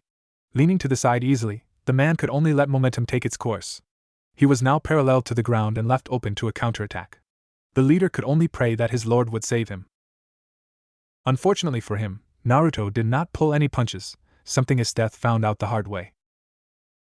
Naruto brought his lightning-infused elbow into his spine, and it snapped like a twig. Naruto dusted off his hands and thought about what to do. Well, more information never hurts anybody, so. At this, his death perked up. He looked over at her, and could only cringe at her bloodthirsty grin and sadistic appearance. Never in a million years could he have guessed that the blue-haired girl he took in as a peerage member enjoyed seeing others in pain. At least she did her job well. Secure him, Naruto commanded, and his death was happy to comply. She quickly bound the groaning leader's hands and legs while Naruto walked over to the now brooding damper. What do you want? A cold, arrogant voice cut Naruto off before he could even speak. Look, you heard the man. He wants to exterminate all supernatural creatures, leaving only humans. It's in our best interest to work together, so how about it? Naruto proposed. She glanced at him suspiciously before inquiring, how am I supposed to trust you? Naruto was now frustrated. He was hungry and strained after the prolonged use of Godspeed. What he needed right now was a nice, hot meal and a bed to sleep on. Then we'll talk here. He threw his hands up, I need information quickly. If the man was serious about them being Templars, the situation might be worse than I thought. She continued to look at him, eyeing him with caution before sighing. Fine. What do you want to know? Name, why they were chasing you, and why you hate them so much. The damper looked at him strangely before answering, Mocha Akashiya. They chased me because I'm a damper. They said something about me blurring the lines between humanity and Yukai. As for why I hate them, she scoffed, they were trying to kill me. Do I need a better reason? Naruto thought over her answers. So she was a damper. But something didn't sit right with him. No, he answered, but I see something in your eyes. A wave of deep, smoldering anger that's begging to be released. You truly hate them, not just because they tried killing you. You hold some kind of grudge against them because of something they did. Mocha's face darkened, only confirming his suspicions. What did they do? She haughtily threw her silver hair back and stared at him with her blood-red eyes. Maybe I like hurting them, like that girl over there. He looked over to his death, and saw her laughing while snapping his fingers one by one. She couldn't hold her inner nature back and started her session early. Not that Naruto minded. They were on a tight schedule and time was something they did not have. Maybe, but I didn't sense any joy when you snapped that man's jaw. Naruto continued. Besides, I sense the bitterness and frustration coming off of you. So tell me, what did they do? Mocha remained silent, visibly disturbed with Naruto's accurate deduction. She opened her mouth, prepared to exchange information. Before I answer you, I want you to answer me this. What do you mean by sensing my bitterness and frustration? Naruto grinned. I have no idea. To this, Mocha could only facepalm. It was the truth. 2 months ago, Naruto realized that he could sense energies radiating from others. After meditating and stretching his sensor abilities, he had somehow evolved this skill. So, Mocha was quiet for a few more seconds before sharing her story. The most important thing to understand about us Dampiers is that we're looked down on by vampires. They dismiss us because we have so-called weak blood running through our veins. She was undeniably agitated by her race's thinking. So my mother kicked me out of the household. For a while, I was alone, all by myself. I had no one to turn to, no one to talk to. Eventually, I found some people. She smiled. They were the oddest group I've ever seen in my life. A short blonde male that constantly groped a beautiful silver-haired woman. A spiky black-haired boy that had a much more reserved relationship with a fellow damper. Her smile vanished and a livid frown took its place. They were taken by the so-called Templars. They held them off while I escaped. That's why I hate them. Because they took my only family away from me. Tears began to fall down her face as she tightly gripped the edge of her shirt. He made his decision. We'll help you. Naruto piped up. What? I said we'll help you. You're clearly not lying and our interests overlap. I want to get rid of the Templars and you want to save your friends. What's the saying? The enemy of my enemy is my friend. Naruto outstretched his arm, intending on sealing this promise with a handshake. You in? Mocha took his hand. What's your name? Naruto was so embarrassed. How did he forget to introduce himself? He even asked for her name, and he didn't give his own? Naruto Uzumaki. He motioned for her to follow him. Come on. Let's regroup and find out what his death learned. Naruto Uzumaki, huh? What a weird guy. She laughed in relief before following him. A blurred figure stood in front of him. Who was he? Was it a demon? Possibly a fallen? Zacharias couldn't tell. White-hot pain crawled throughout his body, spreading from vein to vein and organ to organ. The sensory receptors in his skin were overworked from telling his brain that something was terribly wrong. Of course, was something wrong. Even if he couldn't feel the needle-like agony piercing his very soul, he could still see that his body was deformed beyond recognition. Where his fingers once were remained bloody stumps that were wrapped with gauze to stop blood loss. His toenails were viciously ripped out, and the sensitive tissue underneath the keratin was sprayed with salt. The plasma cells and platelets that made up the bare essential known as blood steadily leaked out of his body. In short, the blue-haired girl really did a number on him. He had no idea who trained her in the art of torture, but she was clearly an expert. She knew all the non-lethal places to break or stab and made sure that he didn't lose too much blood. He had begged her to kill him and let death take him away with her sweet embrace, but she dismissed him like trash. No, he was worse than trash. After all, he gave up valuable information that would prove to be useful in what he assumed to be their attempt to bring the Templars down. Geez, is death really went overboard with you? The figure exclaimed, visibly horrified at her work. Not that Zacharias could see his expression. Then, everything went black. Alright, listen up cause I'm only going to say this once. Once Mocha finished making a temporary alliance with Naruto, they set up camp in the middle of the valley. Naruto had placed several barrier spells along with a system that would detect and alert them of any trespassers. Even with the intricate security system, they agreed upon taking shifts. His death was kind enough to gather some intel, so I think I have a working theory about this organization. Naruto tapped his chin and double-checked to see if he had the girl's attention. Thankfully, his death knew when the situation was serious and Mocha was dead set on getting her friends back. Good. When they first uttered Templars, my mind flashed to a large organization of devout Christians during the medieval era. Historical accounts described them as fierce fighters and near fanatics for Christianity and God. Naruto winced at the quick, sharp pain at the utterance of his name, and his death did the same. Ultimately, they were brought down and dissolved, but few speculated that the organization went underground and remained in existence. Whether these speculations are true or not, the fact that there's a group of rogue exorcists out there kidnapping yokai presents a pretty big concern. Naruto took a deep breath. This next news would definitely hit Mocha hard. With his deathless ministrations, the leader I took down, known as Zacharias, admitted that the organization was planning something big. This something, I'm afraid, might involve your friends, Mocha. Mocha, who was silent this whole time, shot up on her feet. What do you mean? She was trembling in fear of her friends' fates. I can't assume what these Templars are planning, but it's possible that they're preparing to harness the power of the various yokai they've captured. Again, I don't know for sure, but I do know this. We'll stop whatever it is and we'll get your friends. I gave you my word that I would, and I'm not one to go back on promises. Naruto promised, with a confident, cheerful visage. Mocha took a deep breath before sitting back down and thanking him. Mere words shouldn't be able to calm her down at this stage, but the confidence and sunny aura coming off of him were infectious. Right now, our priority is finding out where this base is. To do that, we should spread out in different directions and we'll flare our supernatural power. With this Templar group out of commission, they'll eventually send another group to investigate. Each group should be able to sense the supernatural powers we'll be releasing. Once that happens, we'll take them out and gather more information. Naruto made a circular motion in the air with his finger, and it solidified into a silver-plated circle with the Gremmory symbol imprinted in the middle. He handed one to Mocha before repeating the process and giving one to his death. With these, we'll be able to know where each of us at all times. If you notice a group of Templars or anything that even resembles them, send a pulse of your magic through it, and we'll know you're in trouble. We'll teleport right away and assist in taking them.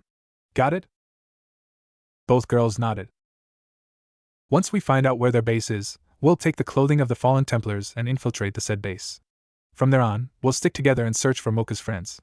While splitting up would allow us to cover more ground, we need to maintain our cover of being in the same group. Besides, there might be stronger enemies in their lair. They unanimously agreed with his rationale. Well, I'll take first watch, so you girls G. Mocha cut into his announcement, I'll take first watch. Being a damper, I don't need too much sleep in the first place. Naruto nodded, then I'll take second watch and his death will take third. His death silently agreed but pulled Naruto over quickly for a chat. Naruto, I don't know about you but I have this weird feeling to get out of here. This whole place is just unsettling to say the least. She warned. Naruto furrowed his brow. I'm not sure if I feel the same, and even if you're right, we're moving away from this place anyways. His death bit her lip before looking at him and stalking towards her respective tent. The night was unusually silent and thankfully, held no disturbances, allowing for a peaceful sleep. Once the sun began to rise, the three determined allies set off in different directions. Naruto was heading to the human civilization and thus, a more urban environment, while his death and Mocha would remain in nature.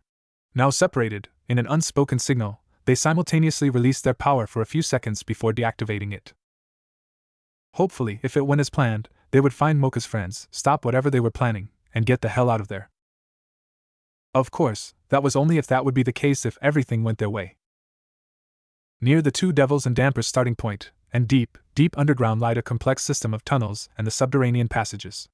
Past the various Templars stationed at the mouth of each underpass sat a man on his throne, thinking about the three faint auras he had felt. Next to him laid a blue broadsword with a golden edge and guard on the side of the handle. Deviating from the straight, double-edged blade, it was uniquely shaped and equally destructive. Even now, without its owner's touch, there was a dangerous hum from the almost sentient sword that craved destruction. The very space-time fabric seemed to give it a wide berth. It was perfect for the leader of Templars, a man that yearned for the extinction of all yokai. He sat there and exhaled a cloud of smoke that slowly drifted its way to the ceiling before dissipating in the air.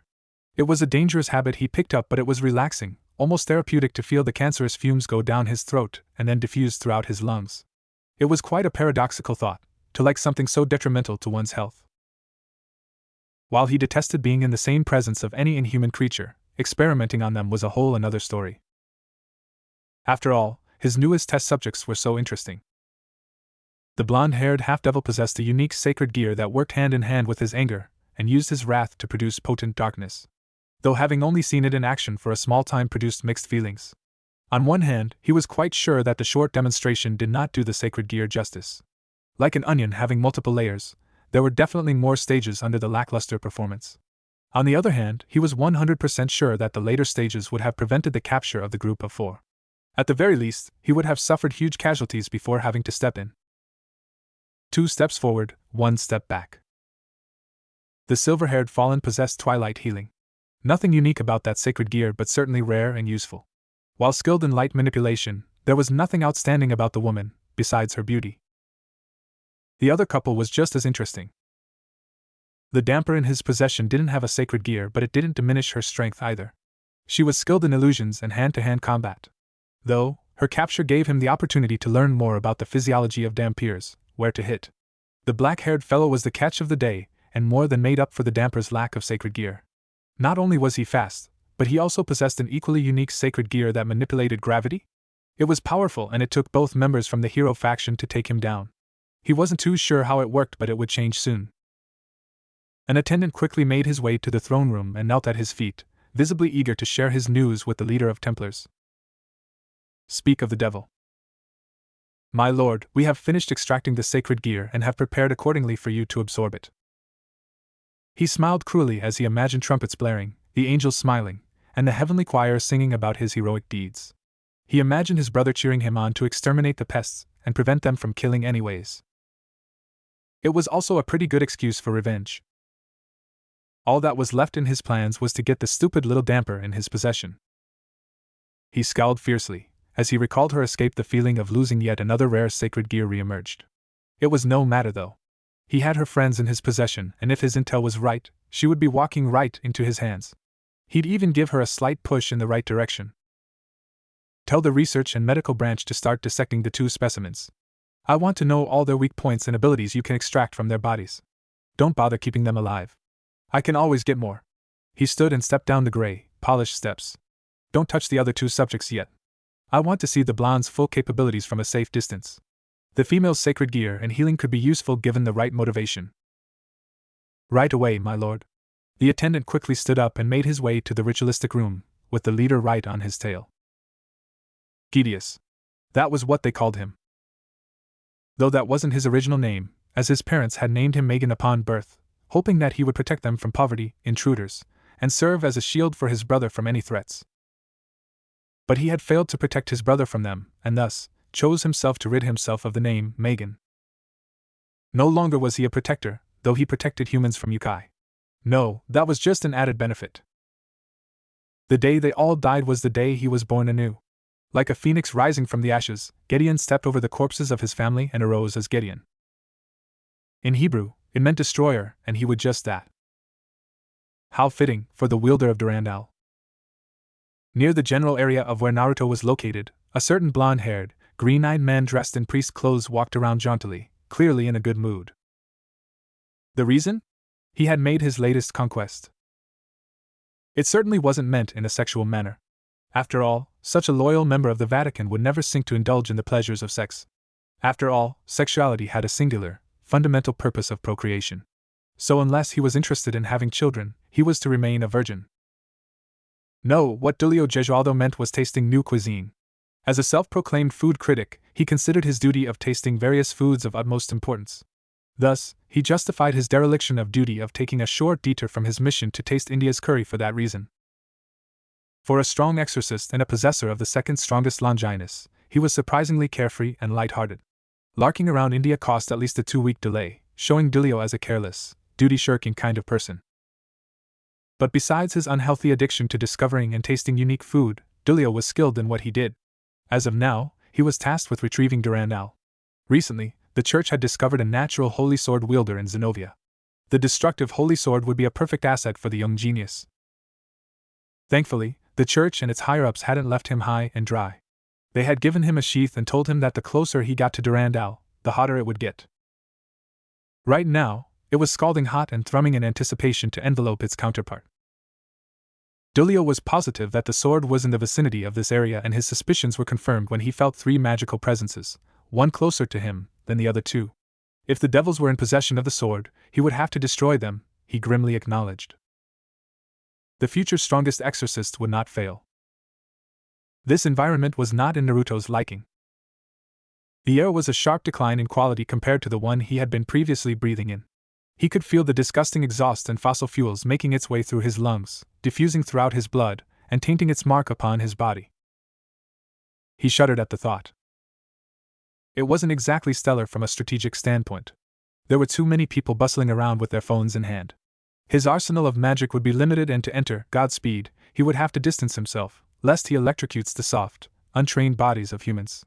He also had an inkling that the Templars, for all their talk of protecting humans, would not mind hitting them with stray blows, if it meant a better chance of killing him.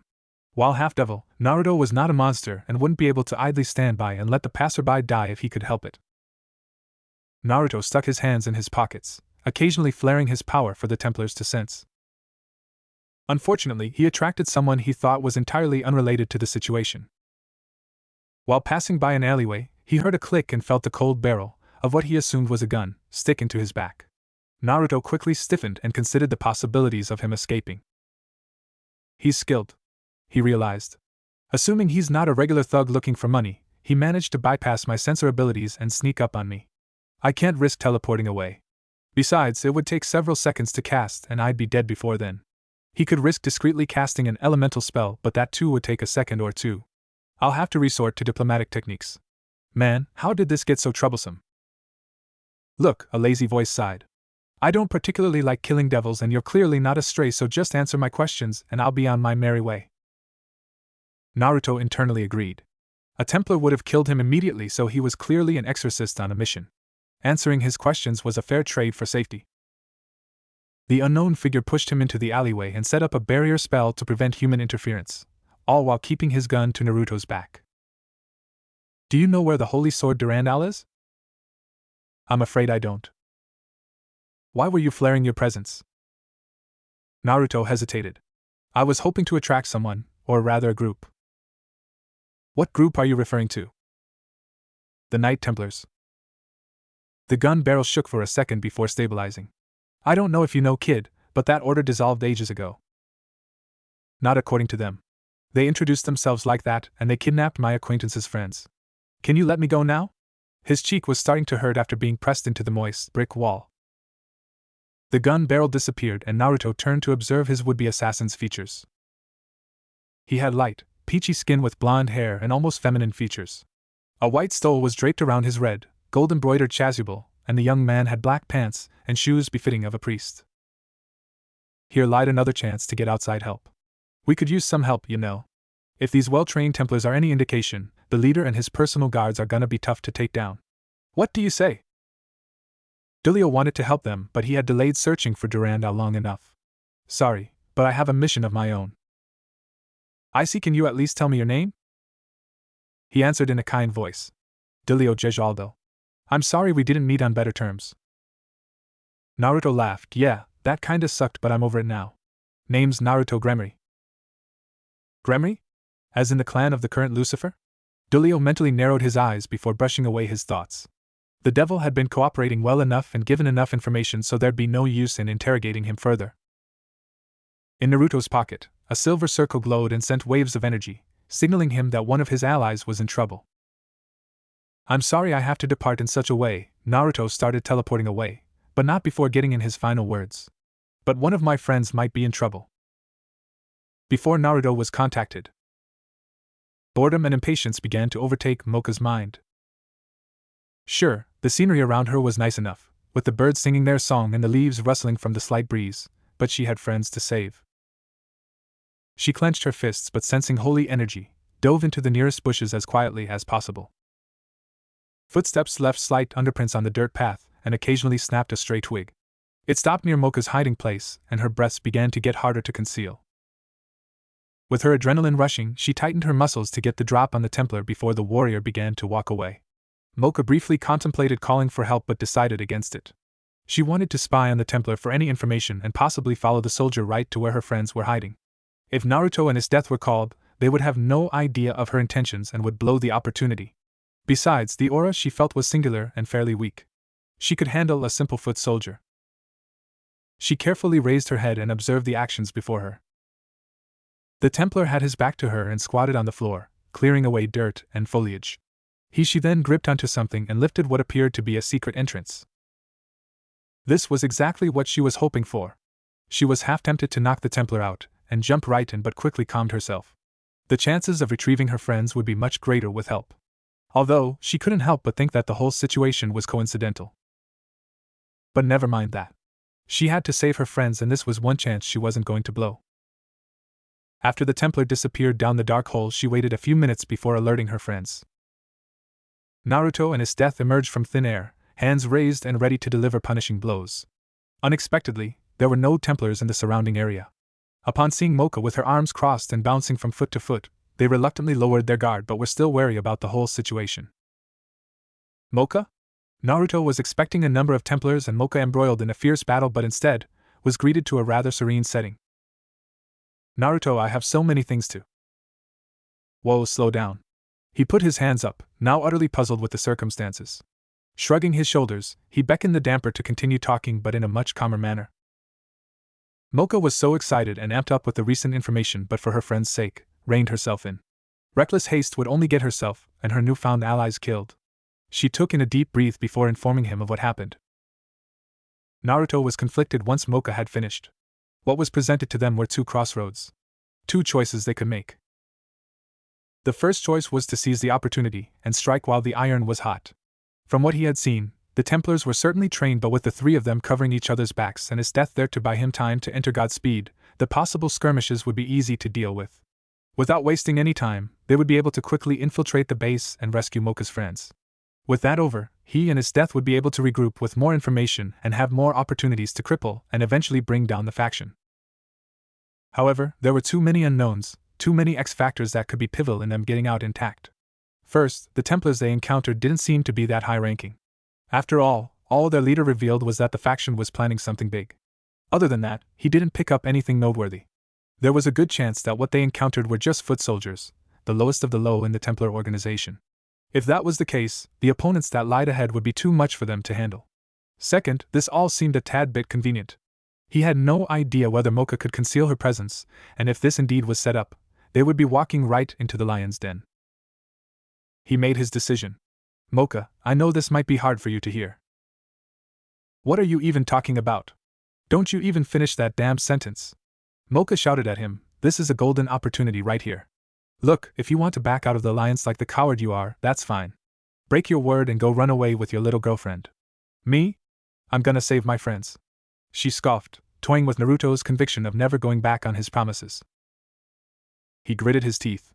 He knew exactly what she was doing and he absolutely hated it. But not because it was an insult to his pride. He hated it because it was true. How could he be the strongest devil to ever exist, when he couldn't even keep a promise? Even with every fiber of his body yelling and blaring at him to turn back, he steeled himself.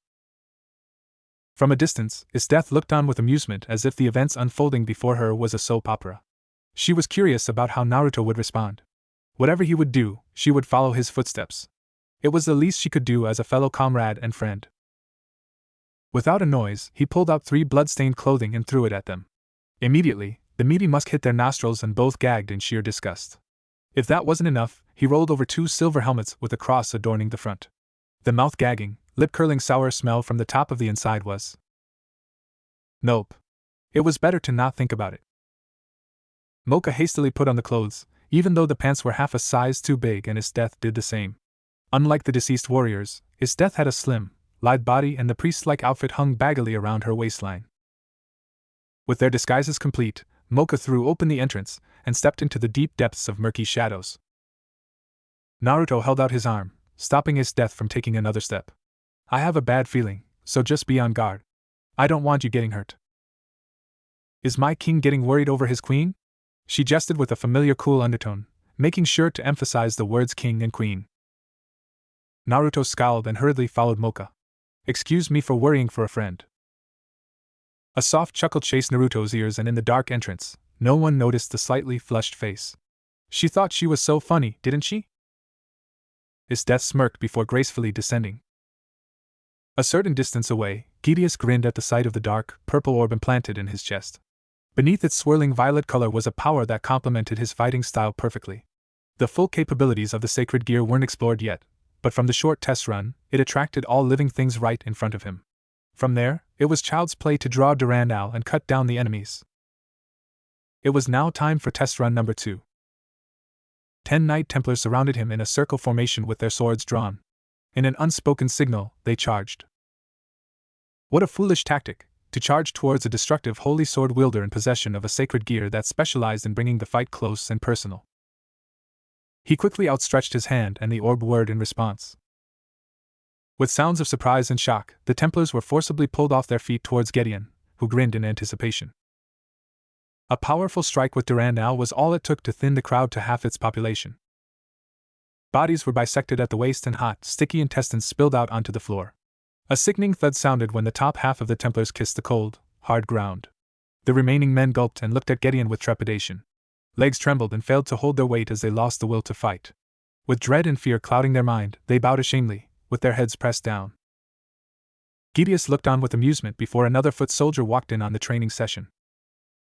He could barely meet his leader's eyes and with teeth clacking and chattering, narrowly said, "My lord, I have done as why you asked?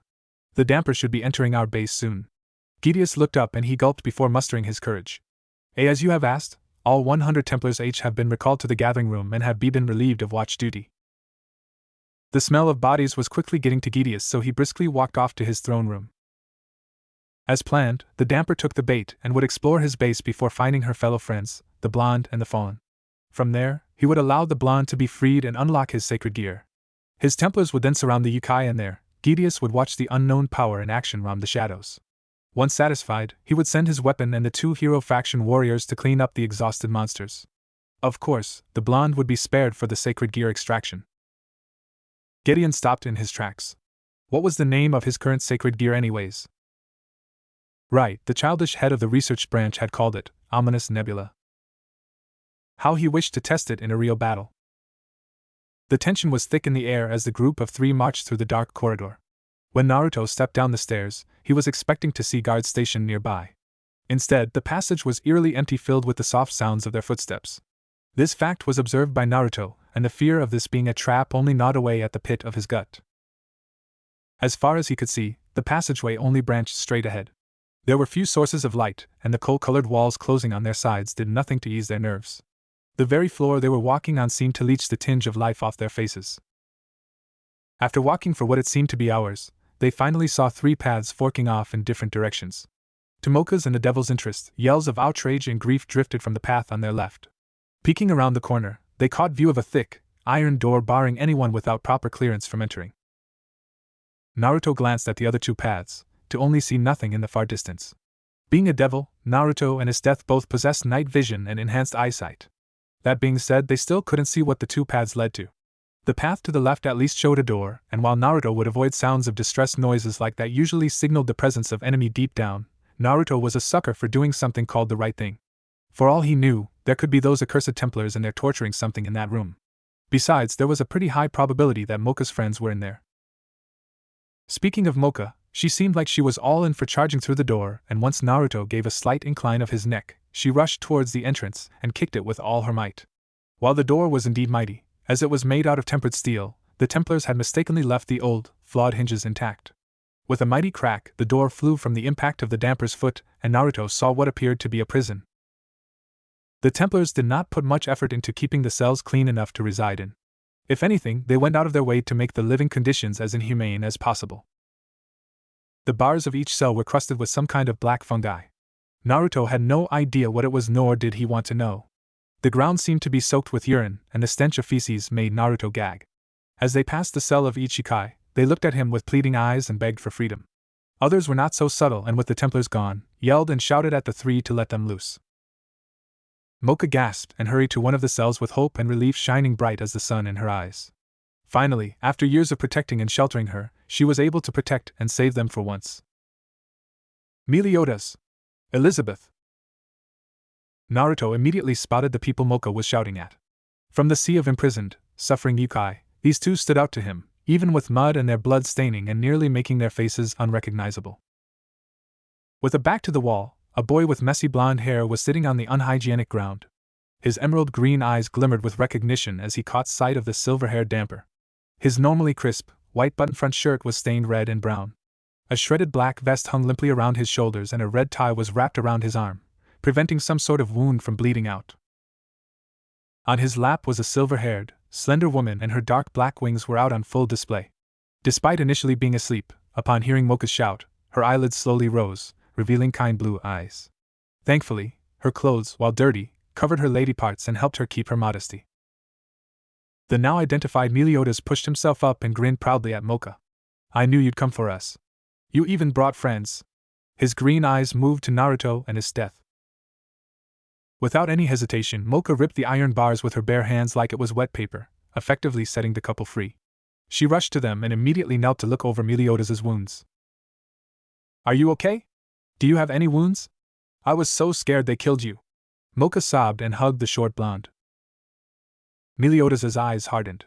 "Yeah, we weren't touched, but some guy took away Zeldris and Gelda while saying something about experiments. We need to hurry, they might have done something to them." Unconsciously, he tried flaring his demonic power, but it was effectively suppressed by his cuffs, something Naruto noted. "Those restraints are keeping your powers in check?" Naruto narrowed his eyes and walked next to Mocha.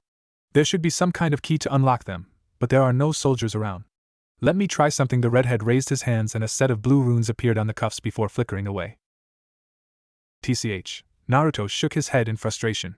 "The cuffs are resistant to magic as well. The only way you're getting out of those cuffs is with a key." Meliodas softly smiled.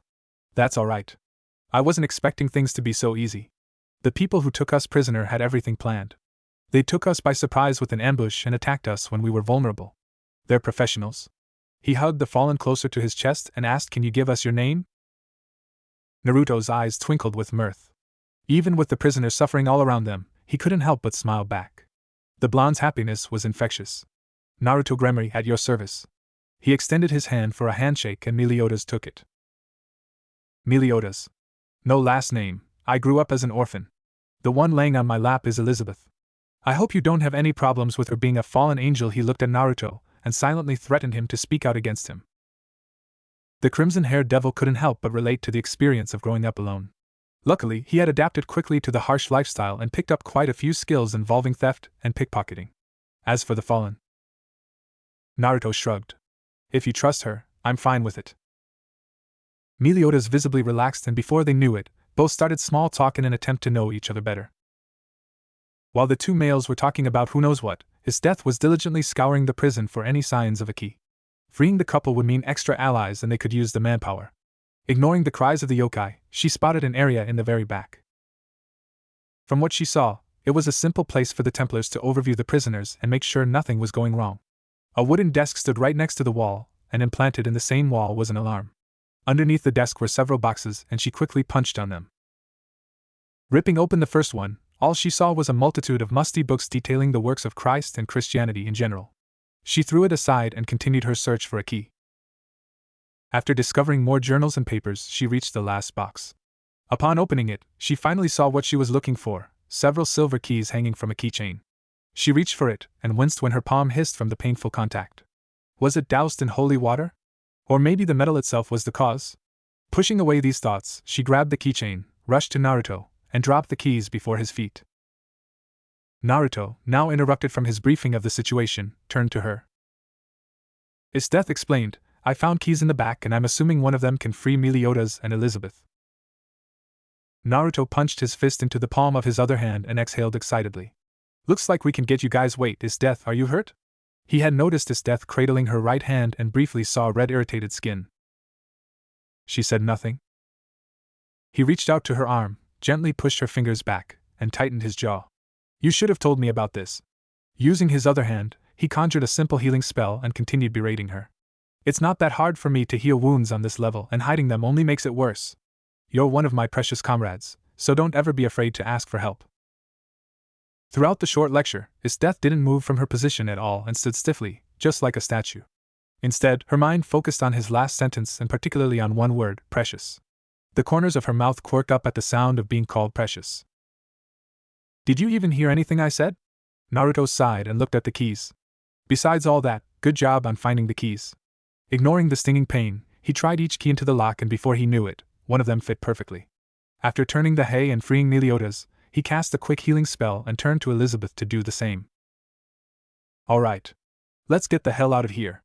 Meliodas stood up and held Elizabeth in bridal style.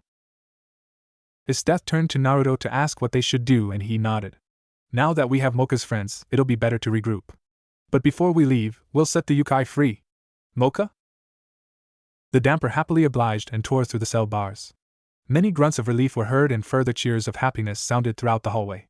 The first chance they got, they ran through the fallen iron door and began their search for freedom. To their surprise, these sounds were quickly silenced and replaced with the noise of metal sinking into flesh.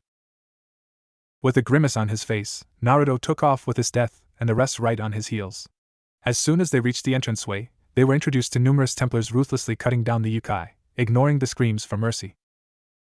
Without any sign, Naruto entered the fray and pushed the yokai behind him.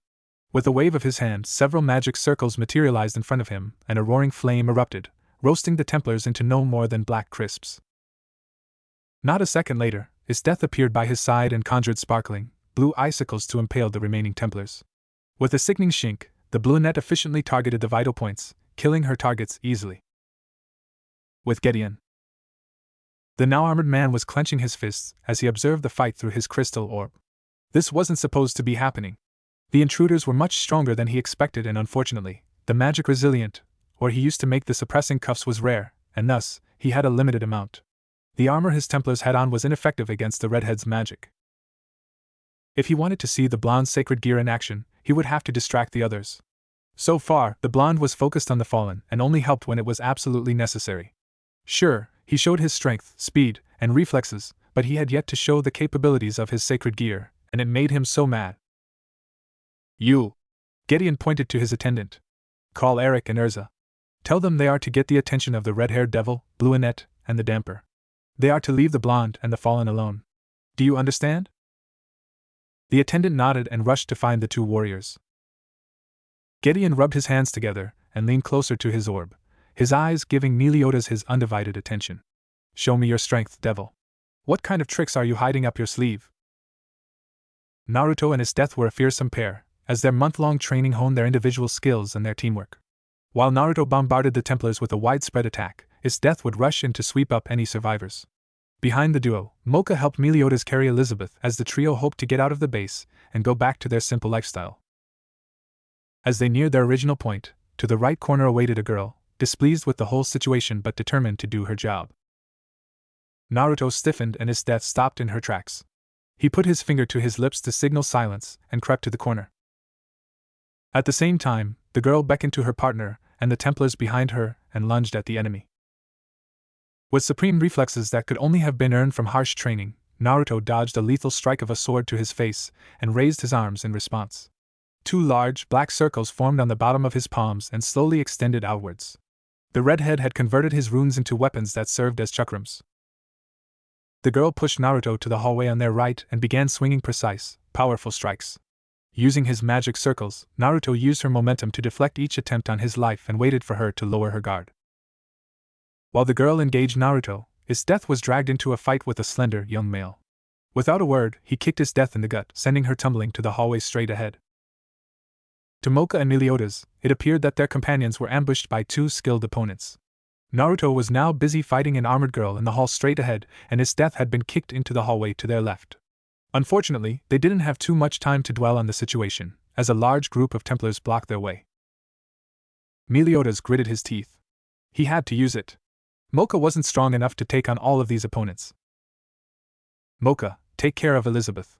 He carefully handed the silver-haired fallen to Mocha and the damper, with equal amounts of care, held her close to her chest. He closed his eyes and drowned out all noises in the background. Think back to your hate. The Templars looked at each other, confused as to why Meliodas wasn't attacking them. When were you truly angry? They waited for a few more seconds to see if he was going to make the first move. When was the last time you wanted to feel the snapping of bones, splitting of flesh, and the warm sensation of blood? What are we waiting for? Think. One impatient Templar unsheathed his sword and charged. And unleash your wrath. Meliodas opened his now dark violet eyes swirling with hate just in time to see a holy sword slashing downwards. Ignoring Mocha's pleas to pay attention, he caught the blade with just 2 fingers and snapped it into a million pieces. After witnessing this feat, the Templar tried backing away in fear, but Meliodas grasped his head with one hand. This is my sacred gear, Berserker's Rage, Stage 1. He squeezed tightly and the Templar's skull burst into blood, bone, and brain matter. The body fell limply onto the floor, and Meliodas glared at the rest of them. Unconsciously, they all took a step back. The same thing will happen to all of you. Your fate was decided when you tried hurting my friends. Each Templar held on to their sword even tighter and tried grasping to their confidence. To their dismay, every cell of their body refused to move as the monster in front of them charged with an explosive first step. There was nothing they could do to stop this massacre. With Naruto, he was in trouble. Naruto barely had any time to activate Godspeed, as the red-headed girl in front of him refused to back down. She furiously swiped at his head and Naruto was forced to back off further and further until he could barely see his friends. Now, seeing that his friends were a good distance away, Naruto activated his elemental attacks.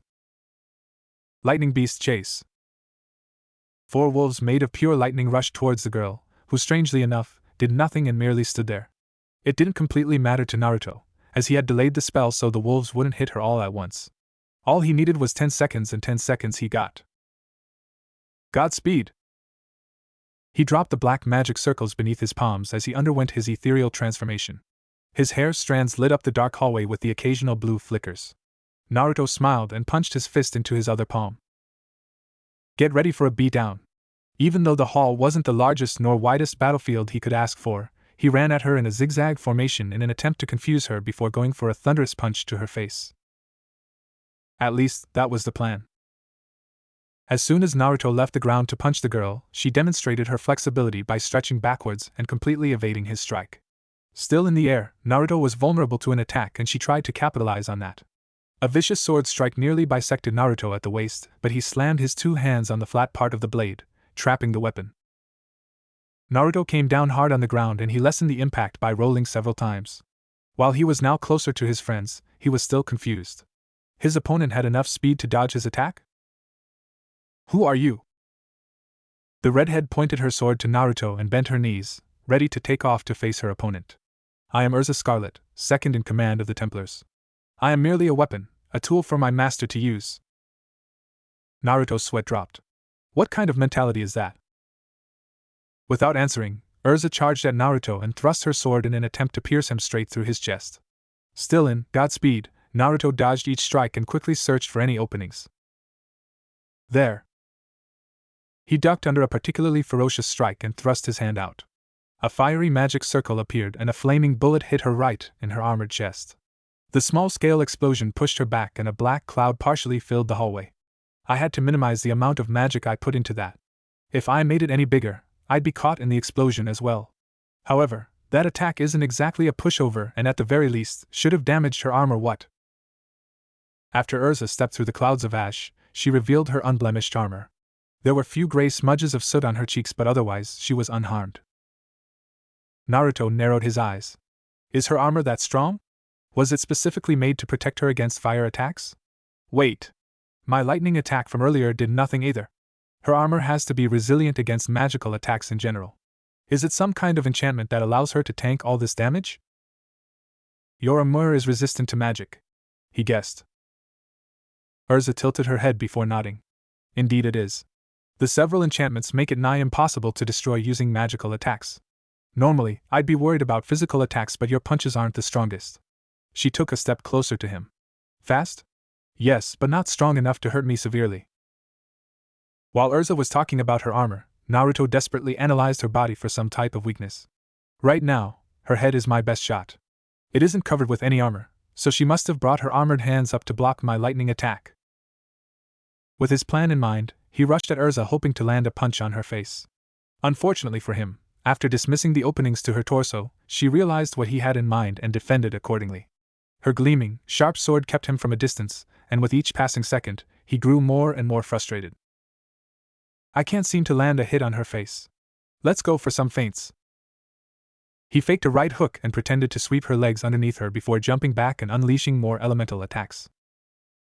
Rush Rock and Roaring Flames. Naruto unleashed a sea of flames that rushed towards Urza before shooting jagged pieces of rocks, all aimed at her face. In response, she merely tanked the fire attack and used her sword to cleanly slice the rocks before they hit her. Naruto wasn't finished. As soon as the flames started to die down, with a burst of speed, Naruto sped behind her and attempted to punch her. Unluckily, Urza had noticed the slight breeze that was let off when Naruto ran towards her and took note of Naruto's position.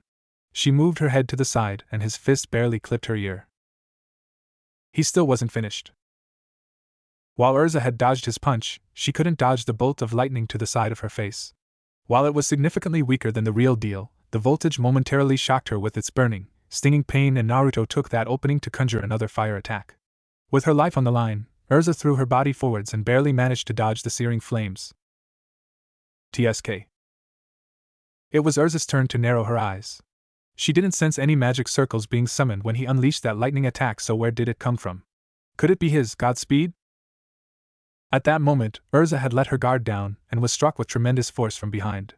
She was sent tumbling past Naruto and landed in a messy heap. Not bad. Naruto looked up and saw Meliodas wearing some kind of necklace that was pulsating heavy amounts of killing intent.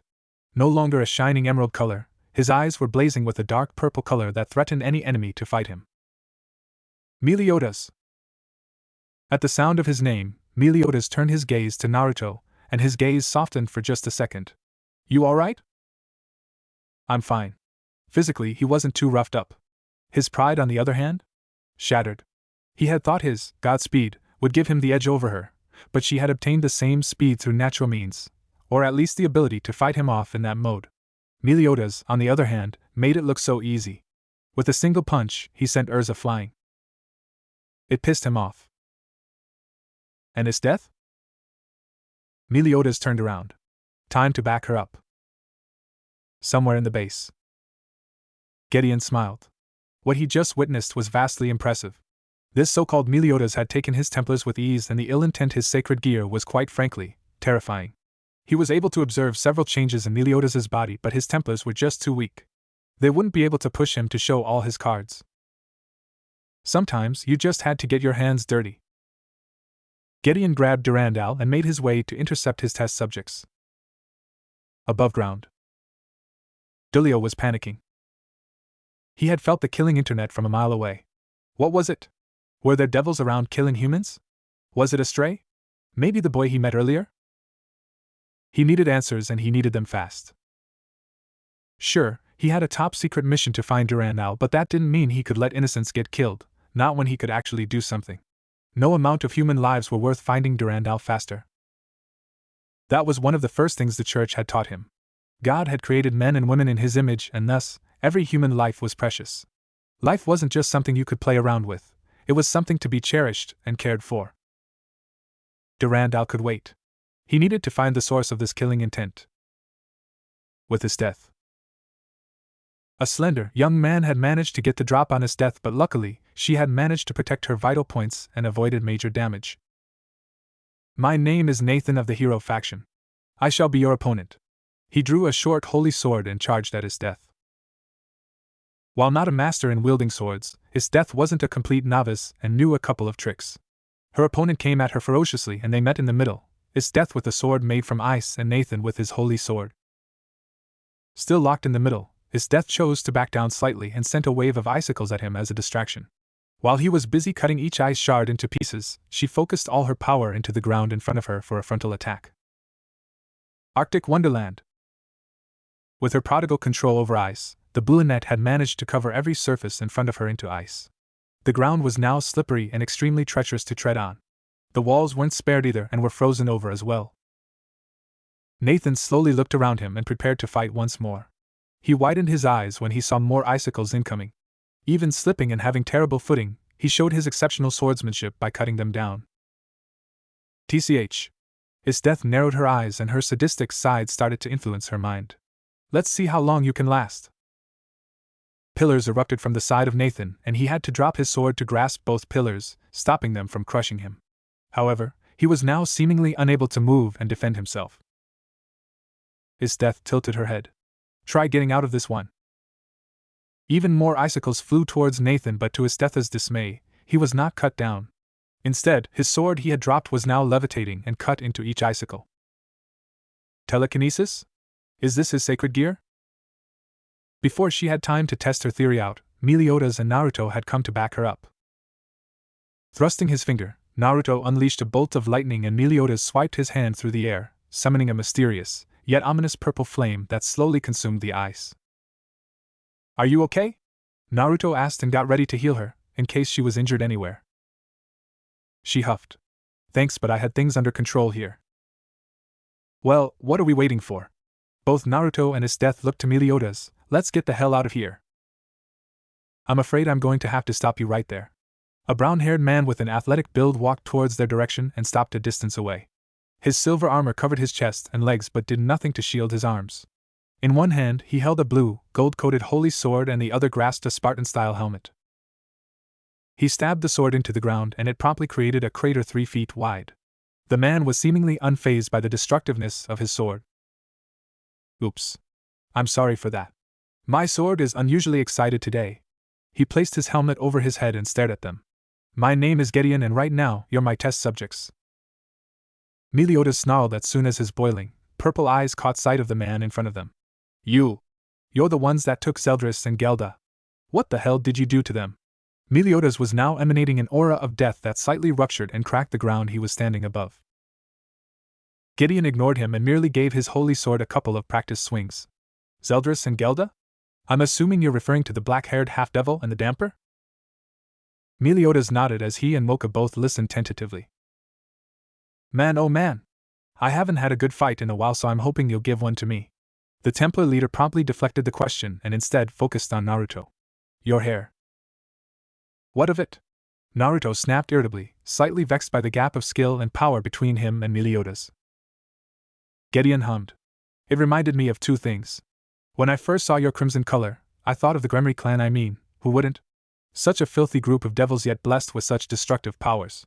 He stopped swinging his sword and held the blade by his side. Then I remembered the other clan, the Uzumaki clan. Their legendary power was indeed commendable, but their calling card was their bright red hair. It's a travesty that such a prominent devil clan bears much resemblance to the legendary group of humans.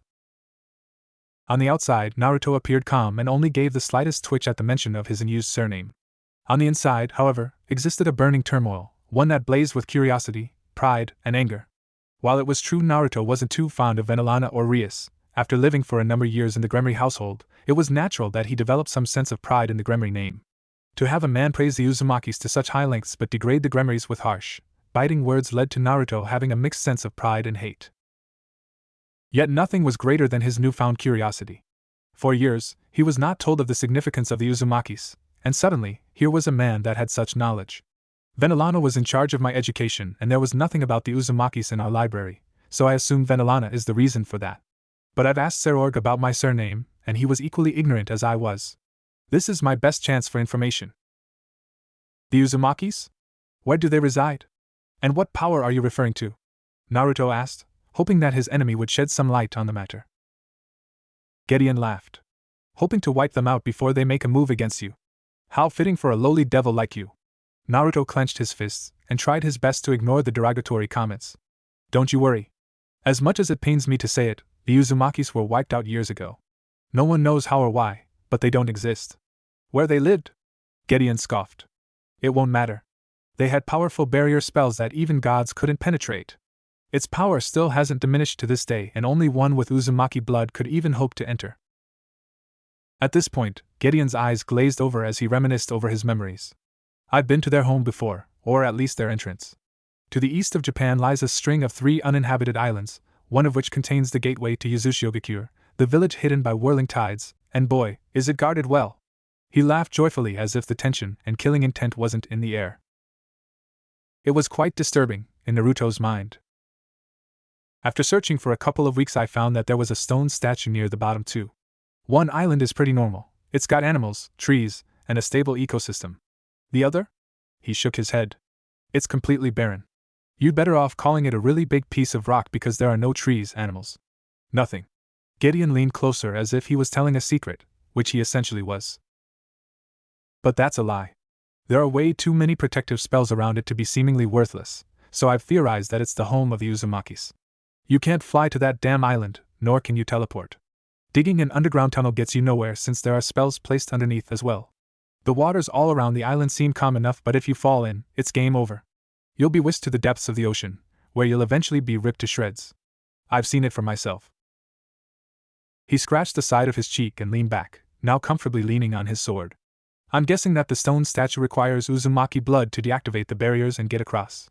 Unfortunately, we're fresh out of Uzumaki, so whatever secret powers they're hiding on that island are gone forever. And their powers? Naruto added. Gideon scoffed. Ha! Of course, you devils wouldn't acknowledge their might. The most common power is their sacred gear, Chain Jail. There were 3 or 4 Uzumakis that inherited that sacred gear, and they had some sort of ritual that allowed them to pass it down to their successors.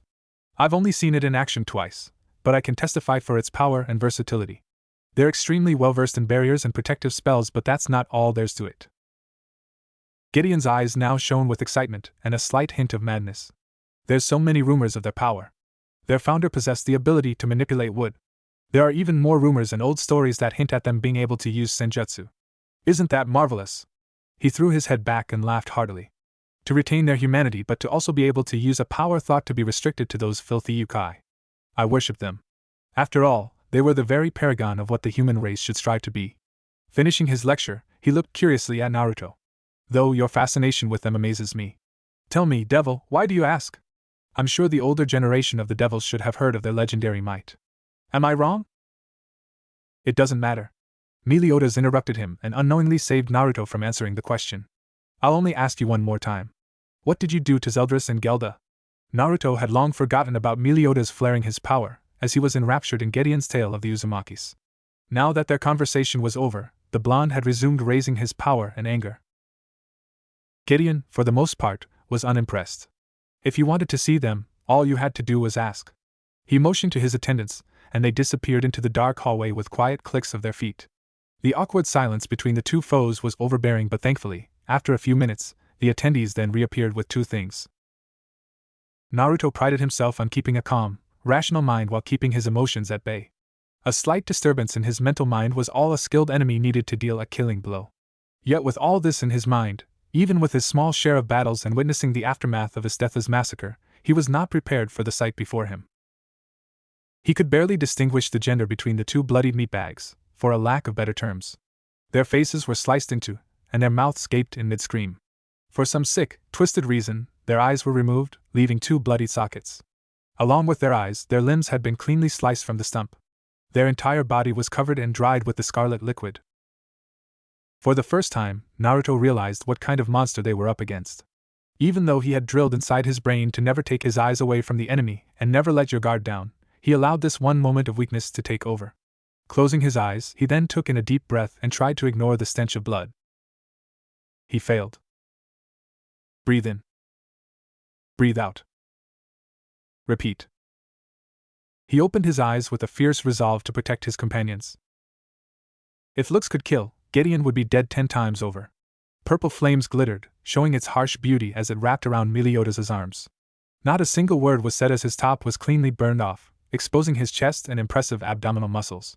Dark red flickers of his demonic energy crackled around him, as he tried his hardest to keep his powers under control. Under his breath, he repeated control over and over. To this, Gideon looked more excited than scared. He bent his knees and readied his blade in one hand. This is more like it.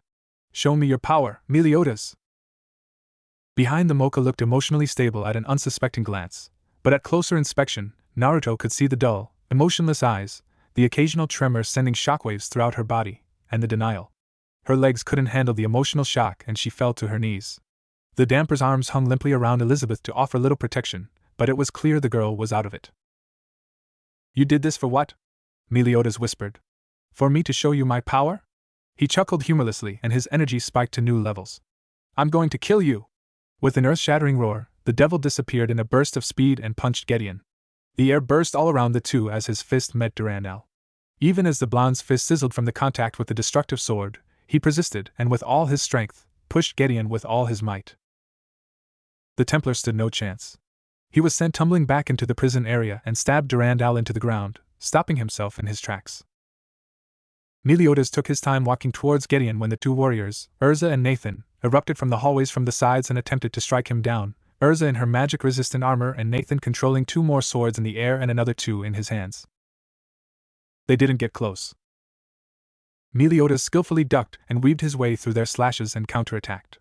Without even a glance in their direction, 2 purple, tentacle-like spikes materialized from his back and slammed into them, sending them back from where they came from. Before they could recover and halt Meliodas in his tracks, Naruto and Isthetha acted. Running to their respective opponents, they clashed against the 2 warriors. Leave them to us! Naruto shouted before blowing Urza back with a powerful gust of wind. Meliodas seemingly ignored him and stalked towards his prey, each step cracking the ground with its pressure. He threw his arms back and formed an axe head on his left hand and a shield in his right.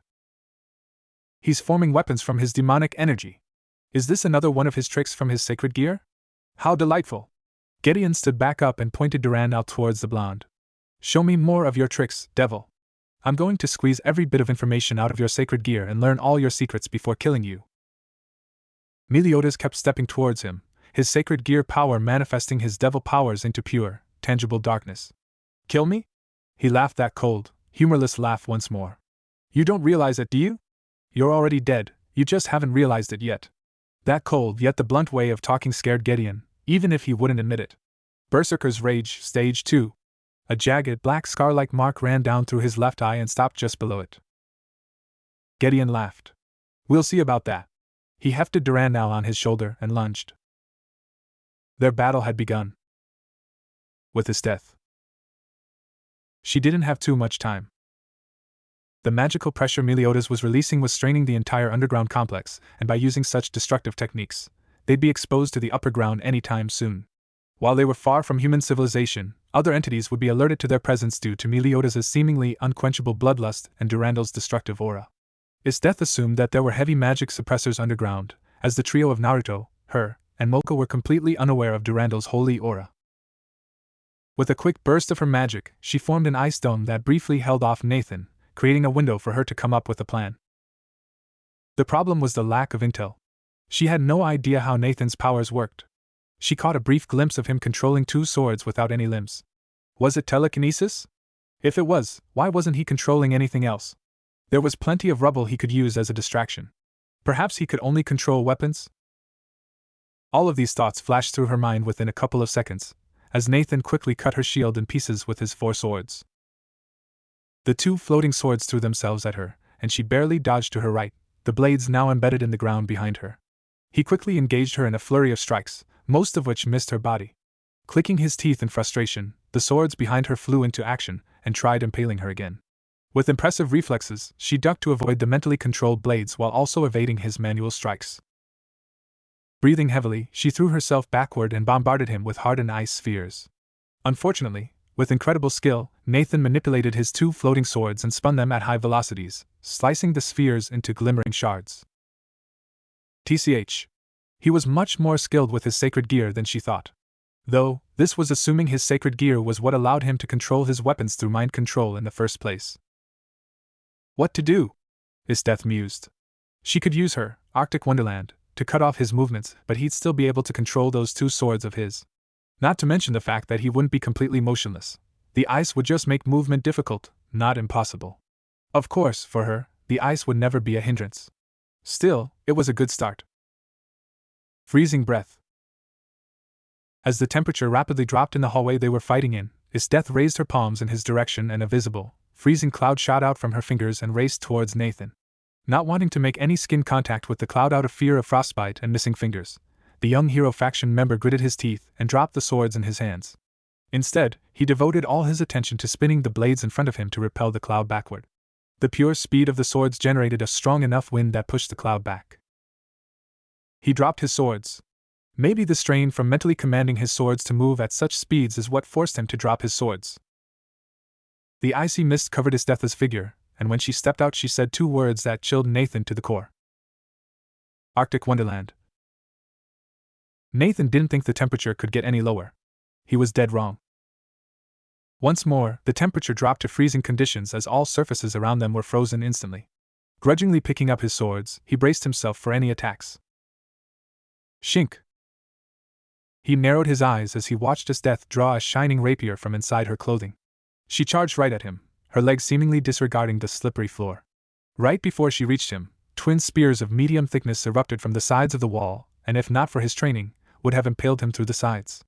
Due to unfavorable circumstances, Nathan nearly slipped when moving back to avoid the spears, which now jutted towards the walls in an X formation. Meanwhile, Isdeth slid under the 2 spears and swung her rapier to her left, aiming at his legs, which was promptly blocked by one of his levitating swords. Not letting that faze her, she athletically jumped while slashing upwards. Again, her attempt in grievously harming him was thwarted. Still, Her training with Naruto had taught her to keep moving and adapting to her situation. To Nathan's surprise, she dropped her rapier, leaving one of his swords nothing to hold off. With a great deal of concentration, she formed an ice blade from nothing and swung, hoping to bisect him, an action that distracted another one of his levitating swords. While that was happening, ice spikes quickly branched from the twin ice spears and moved to impale him in the chest and head, forcing him to block both spikes with his two swords. His death moved to trap her opponent and shot another, freezing breath, at his legs. Checkmate.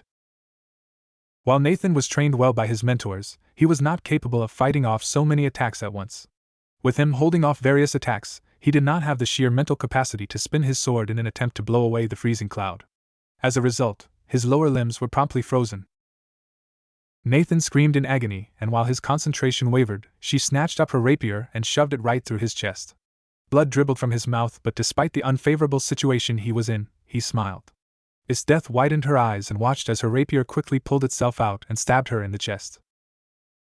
At least, that was what Nathan thought was going to happen. With a loud clink, the rapier snapped in half as it attempted to pierce Death's heart. Instead of the soft flesh the blade was supposed to find, in its place was hardened ice. "Not bad," Death commented. "You had me by surprise there. I'm assuming sacred gear allows you to control weapons that make contact with your blood?" He nodded weakly. "Too bad for you. I make it a tradition to cover my entire body in protective ice before fighting. While thin and colorless, it's certainly powerful, and it'll take much more than a single rapier thrust to break it." Nathan's eyes widened before closing, and as he spoke, there was a slight undertone of respect. "Incredible. To have taken so many precautions in a battle you beat me in the beginning, without me realizing it."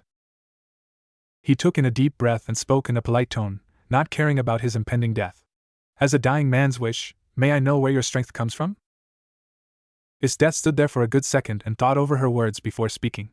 "Technically speaking, my strength comes from my sacred gear, Absolute Demise. It allows me to control ice at will and conjure it from nothingness. Though I have yet to obtain Balance Breaker, I've trained hard to control it." Nathan coughed in surprise. "One of the 13 Longinus? So I never had a chance in the first place, huh?" She softly smiled. "Perhaps. But I don't think my sacred gear is why I won against you." His utter confusion and silence was a sign for her to continue. "My friend, Naruto has told me that true strength comes from the inside, not from flashy weapons or destructive techniques. It's only with the immense will and longing to fight for to protect someone was I able to defeat you. Do you understand?" Nathan scrunched his eyebrows but eventually nodded. "I see. Your bonds and friendship were what helped you triumph over me." She nodded, and in response he sighed. "Perhaps if I get another chance to live and fight, I will put this wisdom to use. Until then, farewell." With that, his heart stopped beating and Nathan died. His death stood still, her breaths coming out steadily in the form of steam. Pushing the image of Zeldris and Gelda out of her mind, she visualized Naruto. She thought back to his stunning red hair, his willingness to help her, his calm, collected way of speaking, and the way he treated her. It was nice, knowing that she had a person she could count on. With Naruto, things were not looking good for Naruto. Not at all. Because of the enormous strain electricity placed upon his body, Naruto could not prolong the use of Godspeed. Even after training and conditioning his body with what he called torture, and he was still unable to use it as his go-to. He didn't have too much time with Godspeed, so he had deactivated it, his hair returning to its vibrant red and his veins no longer glowing. Unfortunately for him, without it, he had no way of keeping up with Urza's speed. She had spent an eternity conditioning her body and magic, and it showed. As of right now, Naruto was getting his ass kicked. He had attempted to keep his distance, and use his spells as a distraction for him to come in and deliver a blow to her head.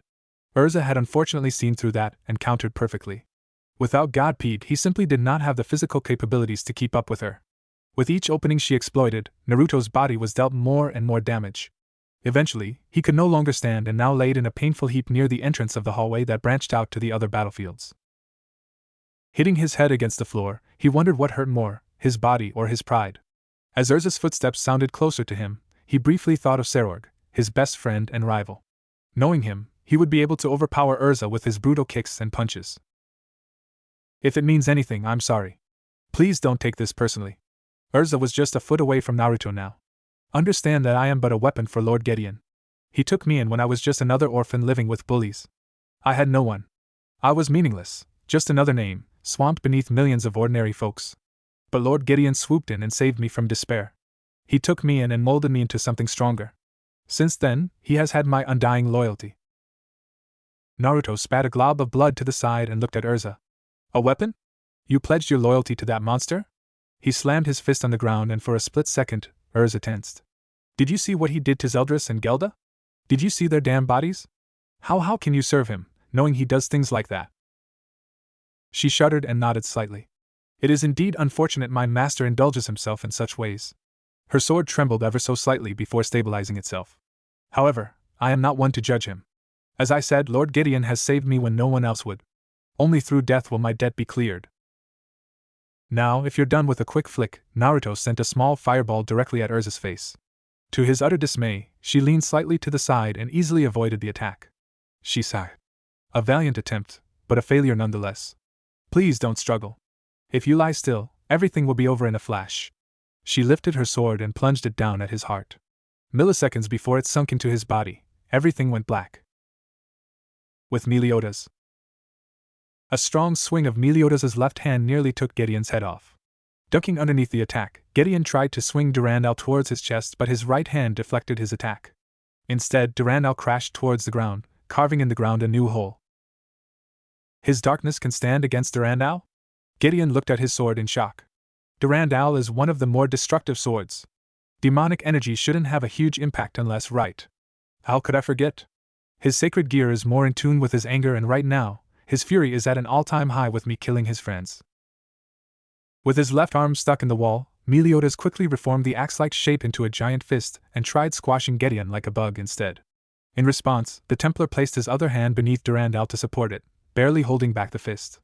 Meliodas' strike was so strong, the ground underneath the impact was strained with cracks spreading throughout the prison complex. His right hand made contact with Gideon, and the so-called destroyer had just enough time to put up an arm to guard the punch. His bones strained itself to its limits as it protected Gideon from a fatal blow. He flew to the left side of the wall and crashed there. Not a second later, Meliodas rushed at him, with his arms now changed into blades. 1,000 divine cuts.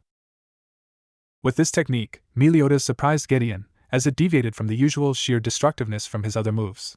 Instead, it completely put Meliodas' concentration to the task, as it took every bit of willpower to deliver such a large number of cuts in an instant. Gideon managed to catch sight of around 400 slashes, but the remaining slashes were unseen. Cuts appeared all around his body, and his blood sprayed on the ground. While coughing out a glob of blood. While he briefly nursed his wounds, Meliodas kicked him to the right, now putting himself between Gideon and the prison complex entrance, or in this case, the exit. Are you ready for death? Meliodas cruelly mocked him in a sadistic, cold tone. Have you realized how pathetic this all is? Gideon groaned before picking himself up. Those cuts were a minor annoyance, but the problem was the devil's hits. His armor held no resistance against those bone-shattering kicks, and as a result, his ribs were decimated and there was definitely internal bleeding. Right now, if the noises were any indication, his subordinates, Urza and Nathan, were held off by the other two, Naruto and his death. He didn't know any healing spells either. The situation was much worse than he thought. He had vastly underestimated the kind of power Meliodas had, and it was coming back to bite him in the ass. The darkness he used to create weapons from his own bodies were much more resilient to Durandal than he expected. His sacred gear, Ominous Nebula, was unfavorable, as it drew Meliodas closer to him, something he didn't want happening. Maybe if he had more time to achieve Balance Breaker or discover other properties, he would have put up a better fight. Death was what awaited him. Yet he was not scared at all. All that remained in his brain was his undying will to vanquish these inhuman creatures of darkness. Gideon made up his mind, and the gleam in his eyes changed. There was no longer desperation or a willingness to live. Rather, his singular purpose was to bring down as many yokai and devils with him.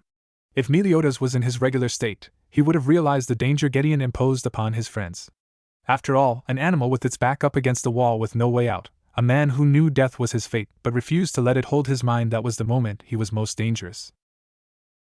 Quickly shedding his nearly shattered breastplate, Gideon took his bloodied hands and frantically searched for his last resort. From his robes he retrieved a small metal sphere. Inscribed near the middle were the words, "Death is but an illusion. Our loyalty will extend even from the shadowy realms of darkness." Meliodas tilted his head, the condescending look in his eyes still existent. How curious. Do you think such a trinket will be enough to defeat the likes of me? Heh. Gideon clicked a button on the top, and enormous amounts of holy energy compressed itself throughout the whole sphere. You shouldn't underestimate humans. Though, I regret not killing more of your kind. He apathetically shrugged. Maybe if I spent more time practicing Zeldris' sacred gear instead of dissecting those fools, I'd be able to defeat you. The sphere was tossed towards Meliodas and promptly exploded, showering the entire prison with its blinding light. And for the second time today, Meliodas shocked him. Full counter. With those two words, he cruelly mocked Gideon, deflecting all the life energy of his dead comrades and pure holy light he captured from the corpses of angels. The explosion altered into a destructive light beam that doubled in size before disintegrating Gideon and bringing the entire underground base down. Inside Naruto's mind. What the hell? Naruto rubbed his eyes to make sure he wasn't dreaming. Is this the afterlife? Wait, do devils even go to an afterlife? Interesting questions. A familiar voice rang all throughout whatever place he was in. What the wait? It's you! Naruto shouted and jumped to his feet, clearly recognizing the voice. You're that voice I heard the day before I got my pieces for my peerage. How perceptive of you! I am indeed this voice you heard that day. I will admit, I am slightly surprised you remember our brief encounter. TCH. Naruto rapidly looked at every corner of the blank room he was currently in, only to find nothing. Just nothing. How could I not?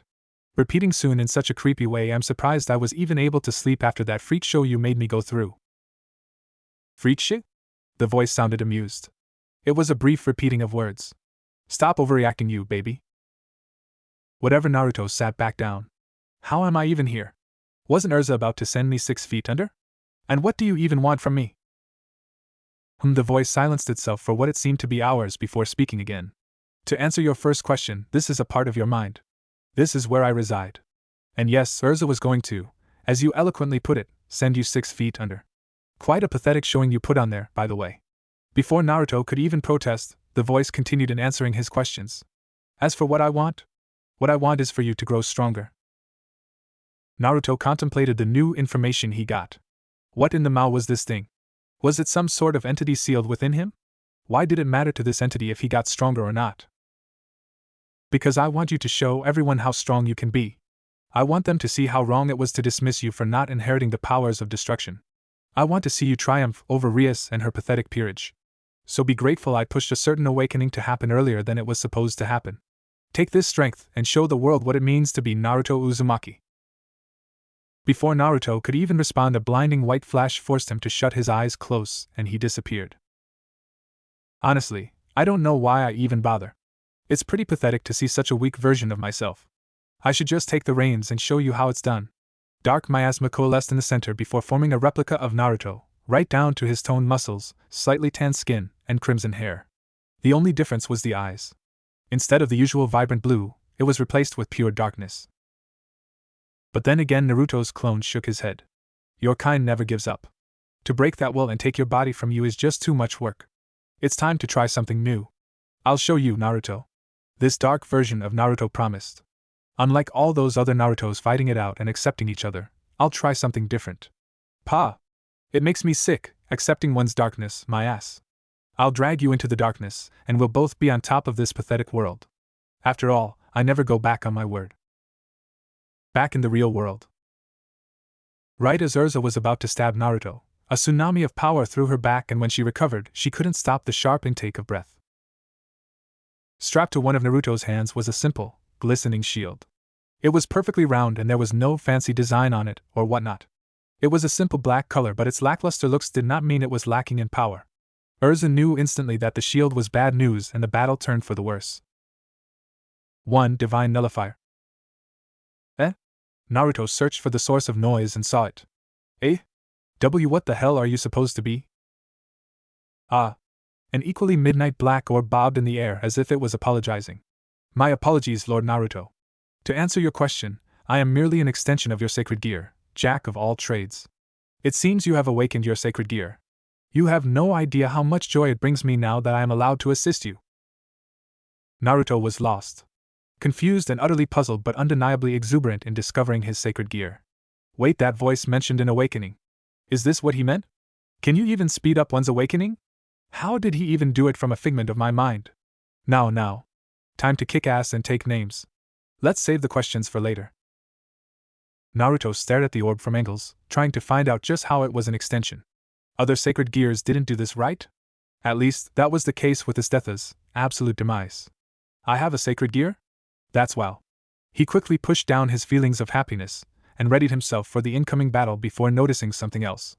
Barrier spells. But when? I never cast them, is it Urza? The orb quickly zoomed around Naruto. My apologies for not informing you, Lord Naruto. While I have many more things to tell you, this is one of many versions of your sacred gear. You have rolled a 1 and your 1 just so happens to be a shield. It is known as the 1 Divine Nullifier, and automatically puts up several barrier spells around a certain radius.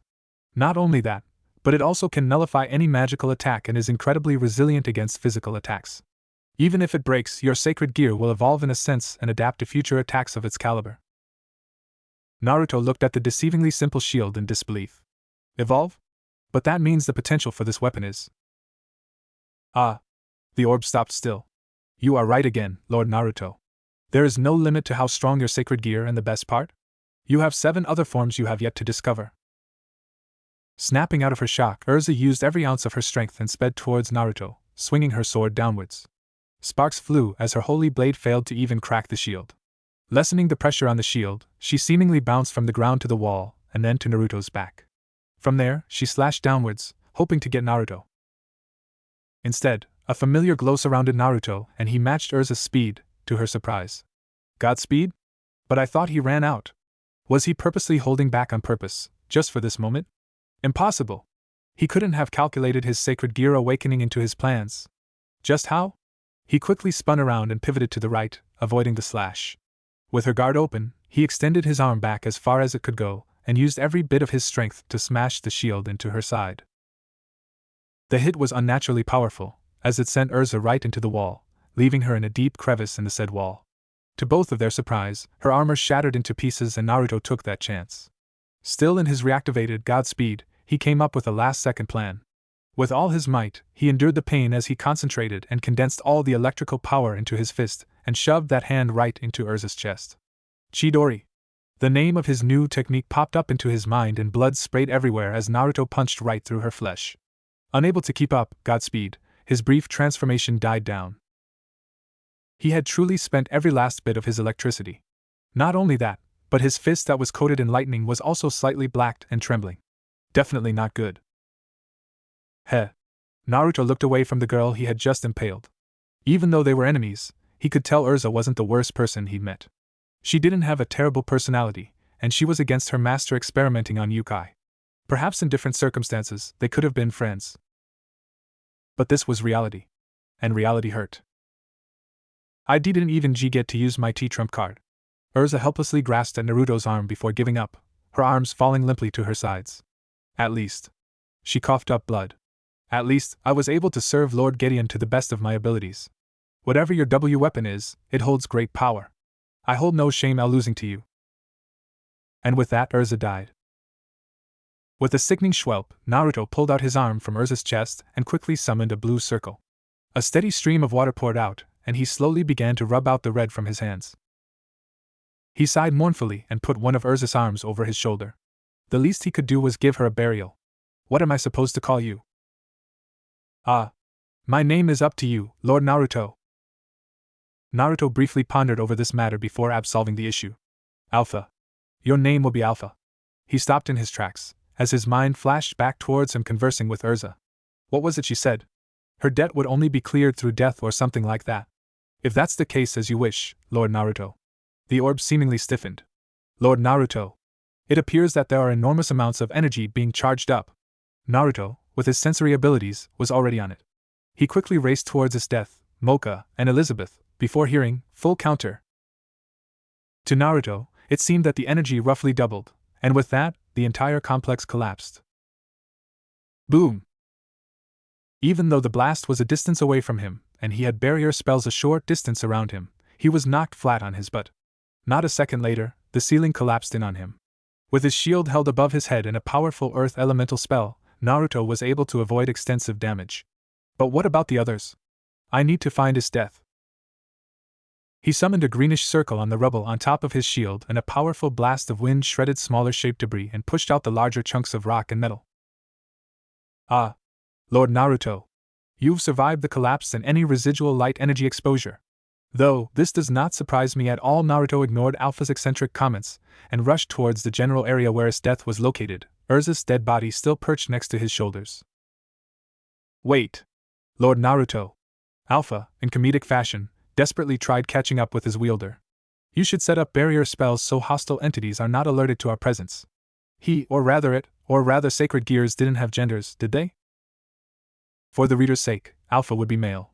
He definitely sounded masculine. Anyways.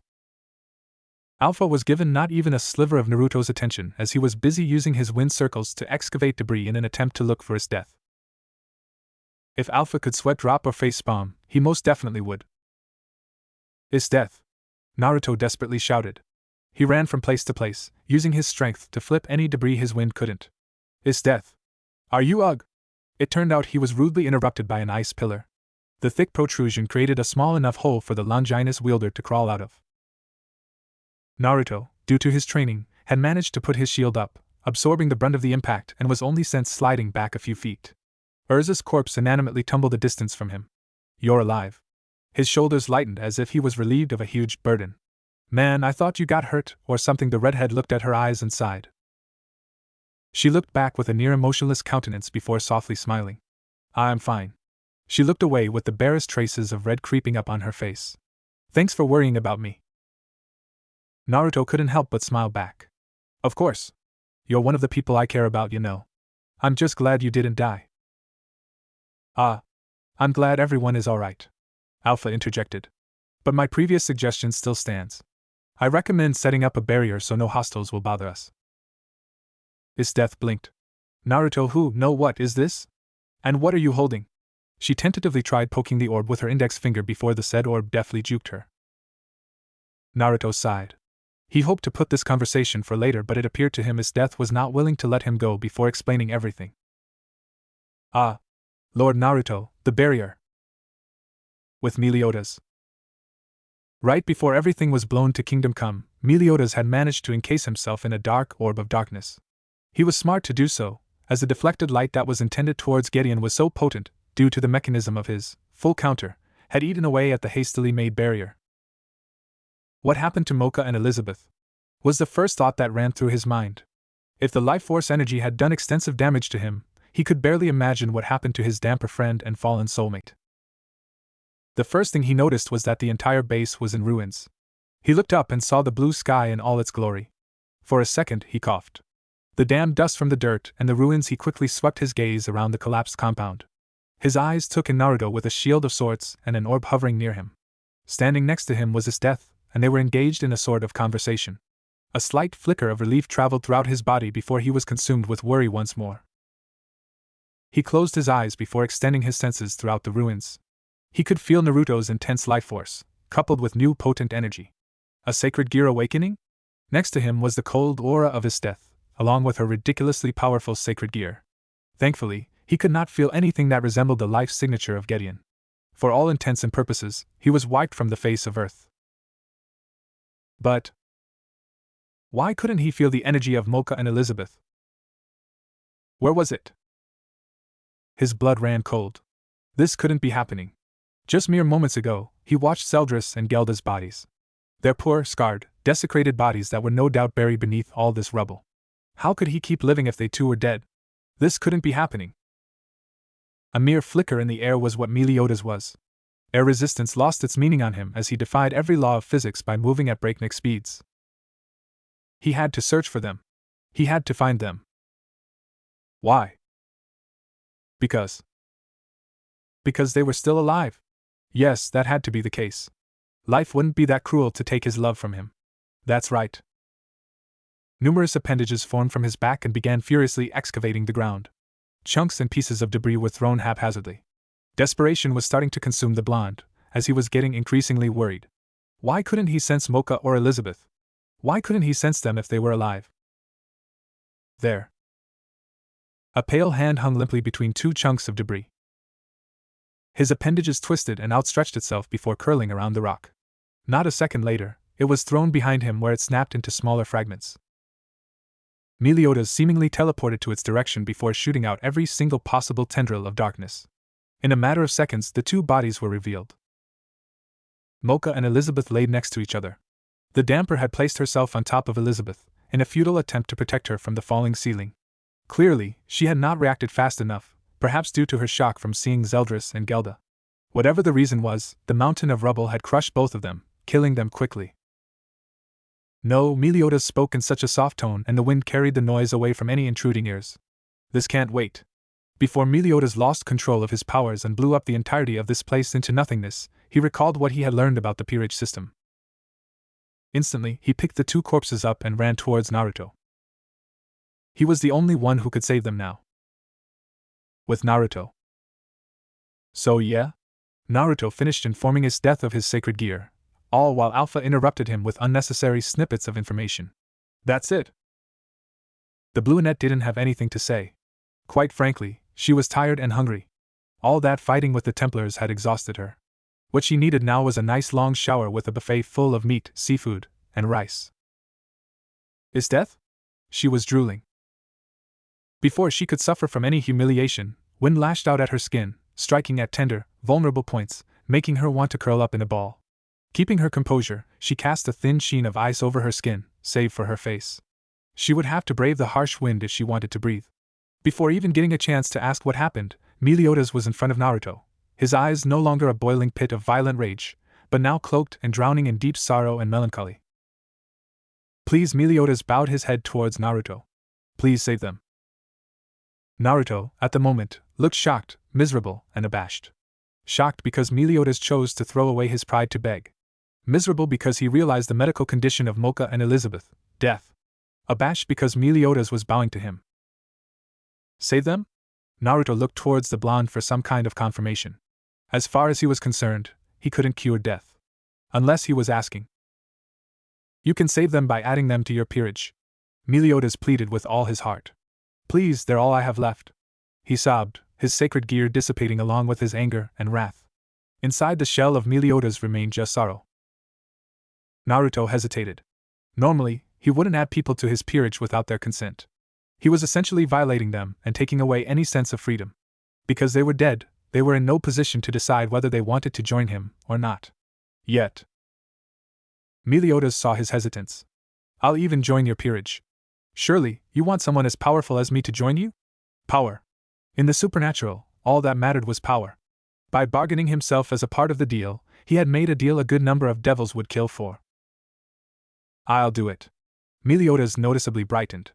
But I don't want you joining me. Seeing his visible confusion, Naruto took that chance to clarify. I don't want you joining me because you were backed into a corner. I'll only accept you if you truly want to join me out of your free will. The blonde was certainly puzzled. Who would refuse power in a world where power meant everything? He didn't think about it too much, since Mocha and Elizabeth would be rejoining him in the land of the living. Naruto took out a slick, black box and opened it. Inside were his pieces, ready to reincarnate any potential members into his servants' no comrades. Picking out a rook piece, he placed it over Mocha's chest and chanted. I, Naruto Uzumaki Gremmory, command you to join me as a comrade. Burn bright with your will to triumph and be reborn as my rook. Not even bothering to check her condition, Naruto hurriedly took out a bishop piece before repeating the ritual. I, Naruto Uzumaki Gremmory, command you to join me as a comrade. Burn bright with your will to triumph and be reborn as my bishop. A huge intake of air was the only sign they were alive. With their chests moving up and down in a rhythmic fashion, it was safe to say they were living once more. There. I've done it. Naruto calmly snapped his box shut before putting it back in his zipper pocket. Most likely, they're sleeping because of exhaustion. I don't know what happened to Elizabeth in the prison cells, but Mocha has been through some unbelievable emotional trauma. They'll live, but for the next couple of hours, they'll be out like a light. Meliodas didn't respond at all, merely cradling both girls close to his chest. To him, Elizabeth and Mocha were everything. Elizabeth was his beautiful, caring partner that allowed his perverted antics. Mocha was the little sister he never had and a girl he could teach and pass down combat tricks. Thank Mao they were both alive and well and in his embrace once more. His death tapped Naruto's shoulder. If that's everything, shall we go to a hotel for the night? Naruto almost agreed before recalling a certain set of memories. Hold on. I still have one more thing to do. From a mile away, he spotted Urza's bright crimson hair and walked towards it. His death curiously looked after him before coming to a conclusion.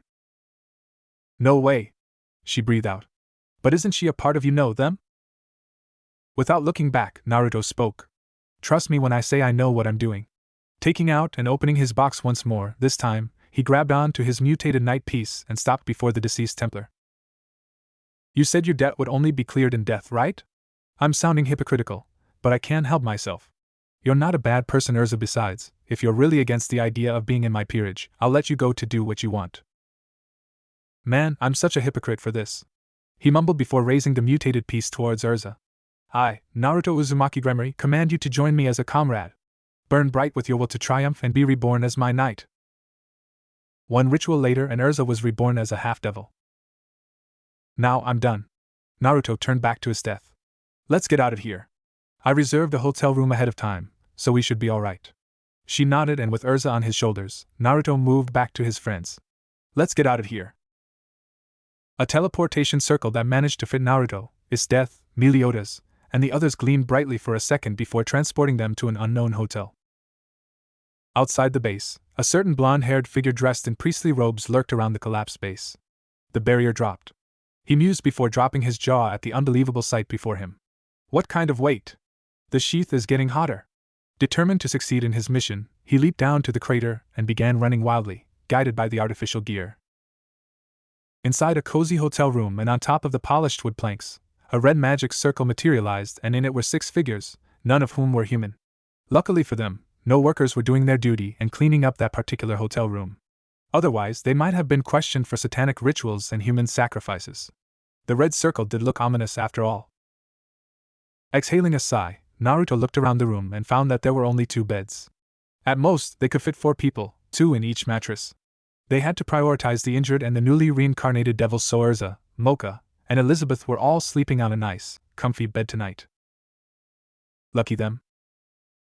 Meliodas placed the 2 girls he was previously cradling onto the bed while Naruto did the same with Urza. There was still a vacant spot next to the slumbering Templar. That left Naruto, Meliodas, and his death to fight it out for the bed. There's a couple of blankets in the closet. I'll lay them on the ground and I'll sleep there, so you 2 will have to find some way to settle this. Naruto made his way to the closet and opened the door. There, near the ground, laid several crisp, clean sheets that were just begging to be lain upon. Grabbing them, he spread them out next to Urza's bed and proceeded to lay his head down. He briefly heard Meliodas saying something about owing them and taking the floor before drifting off to sleep. It was a bright early morning, a fact Naruto hated to admit. Streams of blindingly bright light pierced through small cracks in the blinds, making it near impossible for him to stay asleep. Luckily for his death, she was sleeping next to Urza, who served as an effective meat shield against the sunshine. Urza, on the other hand, didn't need such crude methods to stay sleeping, since dying and coming back to life took a lot out of her. Meliodas slumbered in a space between the 2 beds, so he stayed sheltered in that area. Mocha and Elizabeth were on the far side of the room, so the light wasn't powerful enough to venture in that direction. That left Naruto, who was the closest to the windows. Ugh, he did his best to wipe out the morning gunk in his eyes before sitting up. I should have made Meliodas sleep here instead. Unable to go back to sleep, Naruto chose to use this excess time to the fullest. He made his way to the bathroom, where he performed his daily hygiene routine, taking a well-needed leak, showering, and brushing his teeth. Now thoroughly freshened up, he turned his attention to his stomach. Exhausting most of his magic reserves and not eating for some time took a toll on him. Dressed in a black t-shirt with orange stripes, gray sweatpants, and sneakers, he made his way out of the hotel and found himself in the bustling streets. Man, this place is so busy. Even in the mornings, without needing a phone to find a food shop, he caught sight of a takeout restaurant and made his way over there. The bells jingled as the redhead pushed the entrance door open. Inside, he was treated to the sight of a few customers waiting patiently to order their food. Unbeknownst to the half-devil, most humans turned to look at him and a few girls blushed at the sight of him. Naruto didn't know it himself very well, but devils were creatures of desire. If they wanted something, they took it. If they wanted to do something, they would accomplish it. For this purpose, devils were much better looking than the average humans. Even if Naruto was only 11 years old with the slightest touch of baby fat, he looked a bit older than he looked, with his gravity-defying crimson hair and piercing blue eyes. Utterly confused about the commotion his looks were causing, Naruto ordered a mountain of food, including but not limited to sandwiches, hamburgers, fries, and giant helpings of ice cream. After a lengthy interval of preparing and packaging his order, Naruto carried several bulging bags, all packed to the brim with food out of the shop. To his slight irritation, Naruto felt various eyes bore straight through him, all wondering how an 11-year-old like him was physically capable of carrying such heavy-looking bags. Hurrying back to the hotel, he raced through the various flights of steps, unable to endure being in other people's presence any longer. The door slammed open and both his death and Meliodas woke up to see Naruto bringing breakfast. Brought food. Naruto sheepishly rubbed the back of his head after setting the bags down on the floor and closing the door behind him. Sorry about the noise, but he was unable to finish that sentence, as the pair rushed him and viciously ripped open the bags. For the next minute, all that could be heard was the sound of boxes being opened and the unseemly munching on food. Though Naruto was equally hungry, he couldn't help but flinch at the specks of food being spat out everywhere as his death did her best to shove food down her gullet. Picking up his food in a much more reserved manner, Naruto sat down and started eating his share while letting his mind take over. I still can't believe I have a sacred gear. Alpha said something about there being unlimited potential, and he told me that there are 8 options of weapons. I'm so excited to see what other kinds of weapons I'll summon. But there's other stuff too. It's not every day you discover Uzumaki was a fearsome clan. Well, he did mention there were islands to the east of Japan, and that's all the lead we have, so I guess I'll know what I'll be doing for the next couple of months. All the while Naruto was lost in his thoughts, Meliodas was busy calling him. Naruto? Don't bother. His death scarfed down another sandwich, her cheeks bulging as it stretched to fit huge amounts of food. He's probably thinking about how to get stronger, and what to do next. She shrugged. When he's like that, you can't snap him out of it. You'll just have to wait till he's finished thinking what he's thinking. Meliodas' sweat dropped. It must be difficult to have a king like that. His death burped and wiped the corners of her mouth with a napkin. Not really. He doesn't care for honorary titles and whatnot, and he always treats me like a friend, not like a servant. He never does anything without asking if it's okay with me unless it's really serious. I see. The blonde plopped his hands in his laps. What do you think about him reincarnating this Urza? To anyone else, his death would have appeared calm and apathetic about his question. But Meliodas wasn't just anyone. Being 16 years old came with more experience, and he could see slight tightenings of her muscles and the occasional twitch of her eyes that wasn't there before. Though, her attempts at covering up her emotions are very good for her age. I'm not one to question Naruto. He's mostly level-headed and makes rational decisions, so he's come to become a person I can trust. For a second, her face darkened and the temperature lowered ever so slightly. Though if she presents a threat to him, I'll strike her down with no qualms. You mean us? Meliodas playfully corrected. I don't know what you're talking about. She huffed, and in an attempt to play off her embarrassment, she changed the subject. So how are you doing after their deaths? You mean Zeldris and Gelda, right? Meliodas sighed. They were like family to me, and I still regret not being able to save them. At least, by killing Gideon, he spat out the Templars' name like acid. I was able to avenge their deaths. His death looked on with sympathy. She saw their mutilated bodies, but she didn't have such a close relationship with them. Still, how were you able to keep your cool after seeing them like that? The burger in his hands was crushed into pulps, leaving sauce and meat chunks in his hands. Before his death could apologize for being so insensitive, he answered, I wasn't. I still hated Gideon. It's just I controlled my rage this time. Years ago, something similar to this happened, the death part, not the body mutilation. I couldn't rein in my anger, so I nearly killed Elizabeth and the others. Luckily, I had help from my friend. They helped me reforge my anger into something usable. His death was undeniably curious. She wanted to know what he meant by reforging his anger, but she also witnessed his strength. A pissed-off Meliodas was bad news. The tension was broken by a sharp intake of breath and the sound of blankets being pushed to the side. Where am I? A certain red-haired girl blinked and looked at the eating trio with what his death described as broken eyes. Thankfully, Naruto wasn't completely lost. He abruptly snapped out of his thoughts and stood up. Man! My legs fell asleep there for a second. He yawned and walked towards Urza's bed.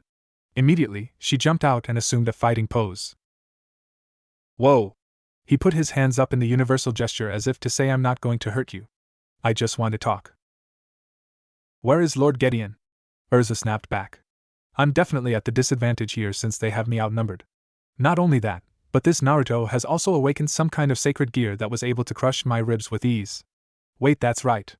The realization dawned on her. I died. But how am I here? No, my priority is making sure Lord Gideon is safe. Figuring out what happened to me isn't important. He's dead. Meliodas looked at her impassively. I killed him with my own hands. Urza didn't hear the latter half of the sentence, only hearing the word dead, and immediately fell into shock. Dead? She whispered to herself.